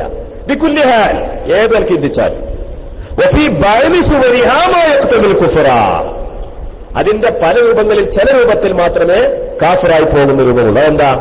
ഞാനിപ്പോ ഈ സുജൂദിൽ കിടക്കുന്നത് ഈ ഷെയ്ഖ് അള്ളാഹിനെ ബഹുമാനിക്കും പോലെ ബഹുമാനിക്കാനെന്ന് കരുതി, അല്ലെങ്കിൽ ഈ ഷെയ്ഖിനെ ഞാൻ ഇബാദത്തെടുക്കാന്ന് കരുതി, എന്നാൽ കാഫിറാകും, ഇല്ലെങ്കിൽ കാഫിറാകൂല. ഇതാരാ പറയുന്നത്? ഇമാം നബവി തങ്ങളാ പറയുന്നത്. എവിടെ പറയുന്നത്? റൗദയിലാ പറയുന്നത്. അപ്പൊ അതുകൊണ്ട് തന്നെ ഫത്ഹുൽ മുഈനിൽ മഖ്ലൂഖിന് സുജൂദ് ചെയ്താൽ മുർത്തദ്ദായി പോകും, കാഫിറായി പോകും. വലൂ നബിയൻ, അത് നബിയാണെങ്കിലും ശരി എന്ന് പറഞ്ഞ ഇബാറത്തിനെ റൗദയുടെ ഇബാറത്ത് കൊണ്ട് മനസ്സിലാക്കണം. ആ ഇബാറത്തിനെ ഇമാം ഇബ്നു ഹജർ തങ്ങൾ അൽ ഇഅ്ലാം ബി ഖവാത്തിൽ ഇസ്ലാം എന്ന ഈ വിഷയത്തിൽ മാത്രം രചിക്കപ്പെട്ട ഗ്രന്ഥത്തിൽ പറഞ്ഞ ഇബാറത്ത് കൊണ്ട് മനസ്സിലാക്കണം. ഞാൻ പറഞ്ഞു മനസ്സിലായില്ലേ? നിരുപാധിക ഒരാൾ മറ്റൊരാൾ മുമ്പിൽ സുജൂദ് ചെയ്യൽ കാഫിറാന്ന് പറയരുത്. അത് ഈ വഹാബിയാലും മൗദൂദിയാലും കണ്ണി കണ്ട മുബ്തദീങ്ങളും വിവരമില്ലാത്ത ജാഹിലികളായ പടുവിഡ്ഢികളായ പുത്തൻവാദികൾ പറഞ്ഞു നടക്കുന്ന കാര്യങ്ങളാ. അത് സുന്നികളായ നമ്മളൊരിക്കലും പറഞ്ഞു പോകരുത് എന്ന് മാത്രം ഈ വിഷയമായിട്ട് ഉണർത്തുകയാണ് മഹാനായ ഇമാം ഇബ്നു അബ്ദുൽ ഹൈത്തമി അൽ ഇഅ്ലാം ബി ഖവാത്തിൽ ഇസ്ലാമിലാണ് ഇക്കാര്യം പറയുന്നത്. ഇനി പറയാൻ പോകുന്നത് കൂടി അതിന്റെ സൂചന പറഞ്ഞു നിർത്താം. അതായത് ഇനിയിപ്പോ ഒരാള് ആ മുസ്ലിമീങ്ങളുടെ നിലവിളക്ക്, ആ മുസ്ലിമീങ്ങളുടെ ആ ഭാവവും ആ വണക്കവും ആ കാറ്റിക്കൂട്ടലും ഒന്നുമില്ല, അവരുടെ കൂട്ടത്തിൽ പങ്കെടുക്കുന്നുമില്ല, അവരുടെ ആഭിമുഖ്യമുലത്തൊന്നും ചിന്തിക്കുന്നുമില്ല, അങ്ങനെയൊന്നുമല്ലാതെ ഇപ്പൊ നമ്മളെ ഈ പരിപാടി, നമ്മുടെ ഈ ക്ലാസ് ഉദ്ഘാടനം ചെയ്യാണ്. ആരെ ഉദ്ഘാടനത്തിന്? ബഹുമാനപ്പെട്ട മുസ്തഫ തങ്ങളെ വിളിച്ചുകൊണ്ടുവരികയാണ്. അദ്ദേഹം തങ്ങളാണ്, സയ്യിദാണ്. നമ്മളിവിടെ ഇവിടുത്തെ സംഘാടകരായ ജവാഹിർ സുന്ന റിസർച്ച് കൗൺസിൽ ഒരു നിലവിളക്ക് കൊടുത്തു വെച്ചിരുന്നു. എന്നാ ഉദ്ഘാടനം തുടങ്ങല്ലേ? തുടങ്ങി. അപ്പോ ഒരു സിഗരറ്റ് ലാമ്പ് അല്ലെങ്കിൽ ഒരു തീപ്പെട്ടി കൂട് കൊടുത്തു. അദ്ദേഹം അതിങ്ങനെ കരുതി തിരിട്ട് കത്തിച്ചു. എന്താ അതിന്റെ വിധി? ആ മുസ്ലിമീങ്ങൾ ആ ഒരു ഭാവവും ആ ഒരു ശൈലിയൊന്നുമില്ല. അപ്പൊ പിന്നെ അവരുടെ പ്രത്യേക ആചാരം എന്നതിനെപ്പറ്റി പറയാൻ പറ്റില്ല. ഒരു നിലവിളക്ക് എന്നുള്ളത് മാത്രമേ ഞാൻ പറഞ്ഞല്ലോ. നിലവിളക്കിനെ എതിർക്കുന്നില്ല എന്ന് പറഞ്ഞല്ലോ. നിലവിളക്ക് കത്തിക്കുന്നതിനെയും എതിർക്കുന്നില്ല എന്ന് പറഞ്ഞു. അപ്പോ ഒരു മംഗളകാര്യം ആരംഭിക്കാൻ, ഒരു തഫാവിൽ ഒരു നല്ല ലക്ഷണം കൊണ്ട് തുടങ്ങാൻ ഇങ്ങനെ കത്തിച്ചു തുടങ്ങാൻ പറ്റുമോ? അത് ചെയ്തുകൂടെ? അതിന് ബിസ്മില്ലിക്കൂടെ എന്നതാണ് ചോദ്യം. ഇൻഷാ അല്ലാഹ് അതിനുള്ള മറുപടി നിസ്കാരത്തിന് ശേഷം നമുക്ക് തുടരാൻ. നിങ്ങൾ എല്ലാവരും നേരെ തന്നെ വരണം എന്ന് പറഞ്ഞിട്ട് ബഹുമാനപ്പെട്ട അവിടെ ചോദ്യം വന്നിട്ട് അതിനുള്ള മറുപടിയൊക്കെ നമുക്ക് പറയണം. അല്ലാഹു സുബ്ഹാനഹു വ തആല തൗഫീഖിനെ പ്രദാനം ചെയ്യുമാറാകട്ടെ. അസ്സലാമു അലൈക്കും.